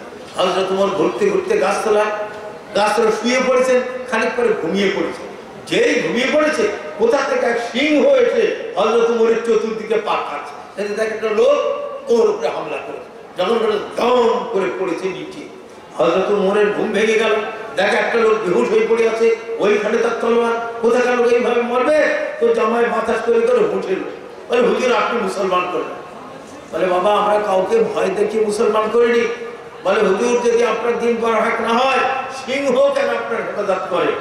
বলে বাবা মদিনায় বাঘ ভাল্লুক সিংহ কিচ্ছু নেই, তুই ঘুমিয়ে ঘুমিয়ে কিছু কবে দেখি? না হুজুর কবে দেখিনি, মারবার জন্য অপেক্ষায় ছিলাম, যেই আপনি ঘুমেছেন ওই সিংহ আপনার চতুর্দিকে পাক খেতে খেতে আমার উপর আক্রমণ, আমি গ্রহণ করি। তখন গাছের উপর তো আওয়াজ এলো, ওমর তুই আল্লাহর দ্বীনকে হেফাজত কর, খোদা তোকে হেফাজত কর বলে গায়ে। বুঝে গেল ওটা আল্লাহর এক ফেরেশতা ছিল। আর একের মধ্যে আসছে আবু উবাইদা ইবনুল জাররাহ যখন গেলেন হাবশায়, তো দেখলেন মুসলমান কম থাকলে হাবশার দুর্দান্ত ধরনের লোক মেরে ফেলে দেয়। তো ওখানে একটা ফৌজি ক্যাম্প তৈরি করার ইচ্ছা করলেন।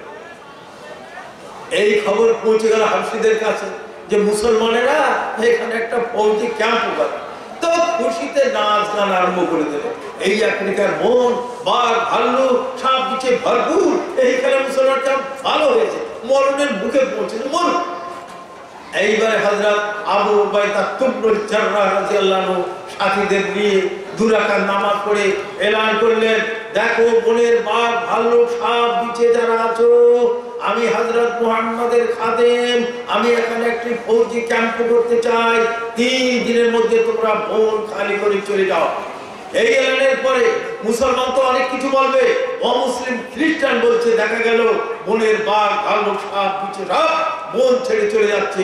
ছোট ছোট বাঘের বাচ্চা যেতে পারে না, তার মা গালে করে নিয়ে চলে যাচ্ছে। হাফিজের কাছে খবর গেল, তোমরা খুশিতে নাচছিলে, তাদের কথা শুনে বাঘ ভাল্লুক সাপ বিছে সব বন ছেড়ে চলে যাচ্ছে। বলে এই কথা আমরা কানে শুনে বিশ্বাস করি, আমরাও দেখবো। তারাও সেই দৃশ্য দেখলো, দেখার পরে বললো যে জাতের কথা বাঘ ভাল্লুক সাপ বিছে শোনে ওদের সঙ্গে লড়বো না, ওই জাতের ধর্ম আমরা গ্রহণ করবো। সমস্ত লোক হাবশা আবু উবাইদা তুবনুল জাররাহ রাদিয়াল্লাহু হাতে হাত দিয়ে লা ইলাহা ইল্লাল্লাহ মুহাম্মাদুর রাসূলুল্লাহ পড়ে মুসলমান হয়ে গেল। সেই থেকে আজ পর্যন্ত মুসলমান।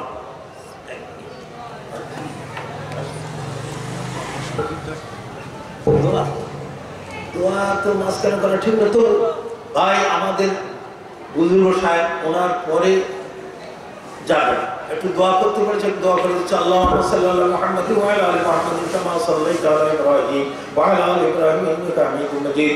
আল্লাহুম্মা বারিক আলা মুহাম্মাদ ওয়া আলা আলি মুহাম্মাদ কামা বারাকতা আলা ইব্রাহিম ওয়া আলা আলি ইব্রাহিম ইন্নাকা হামিদুম মাজিদ। ইয়া আল্লাহ রাব্বুল আরশিল হালিমুল কারীম, এখানে যারা হাজির তাদের গুনাহ মাফ করুন, যারা গায়ের হাজির তাদের গুনাহ মাফ করুন। ইয়া আল্লাহ বেটা ছেলের গুনাহ মাফ করুন, মেয়ে ছেলের গুনাহ মাফ করুন, ছোটদের গুনাহ মাফ করুন, বড়দের গুনাহ মাফ করুন। যাদের বাঁচিয়ে রেখেছেন আল্লাহ ইসলামের উপর রাখুন, যাদের তুলে নেবেন আল্লাহ ইমানের উপর তুলে নেবেন। সারা দুনিয়ার মুসলমানের জানমাল আপনি হেফাজত করুন। ইয়া আল্লাহ যারা কন্যাদায় পুলিশ কন্যাদায় থেকে উদ্ধার করুন। ইয়া আল্লাহ যারা ব্যাধিগ্রস্ত সেবাই কামেল আজলাত করুন। ইয়া আল্লাহ আমাদের আত্মীয় স্বজনের মধ্যে যারা ব্যাধিগ্রস্ত সেবাই কামেল আজলাত করুন। ইয়া আল্লাহ যারা দিন থেকে মুক্তি দান করুন। ইয়া আল্লাহ যত হাজারানি মজলিসের যত আত্মীয় স্বজন যে কোনো গুরুস্থানে আল্লাহ এই আমরা যা কিছু বলেছি শুনেছি যত সব তাদের রুহে পৌঁছে দেন, সমস্ত আত্মীয় স্বজনের রুহে পৌঁছে দেন, তাদের কবরকে নূরে ভরে দেন, তাদেরকে জান্নাতবাসী করে দেন। ইয়া আল্লাহ আমাদের মধ্যে কার কি প্রয়োজন আপনি জানেন, সকলের সমস্ত প্রয়োজনকে গায়েব থেকে পুরো করেন। سبحان ربك رب العزة عما يصفون والسلام على المرسلين الحمد لله رب العالمين والصلاة والسلام على رسول الكريم محمد وعلى آله وصحبه أجمعين। ইয়া আল্লাহ এই জলসার জন্য যারা চেষ্টা করেছে, যারা সাহায্য করেছে, গায়েব থেকে সকলের আল্লাহ গায়েব থেকে সর্বরকম সাহায্য করুন। আমিন।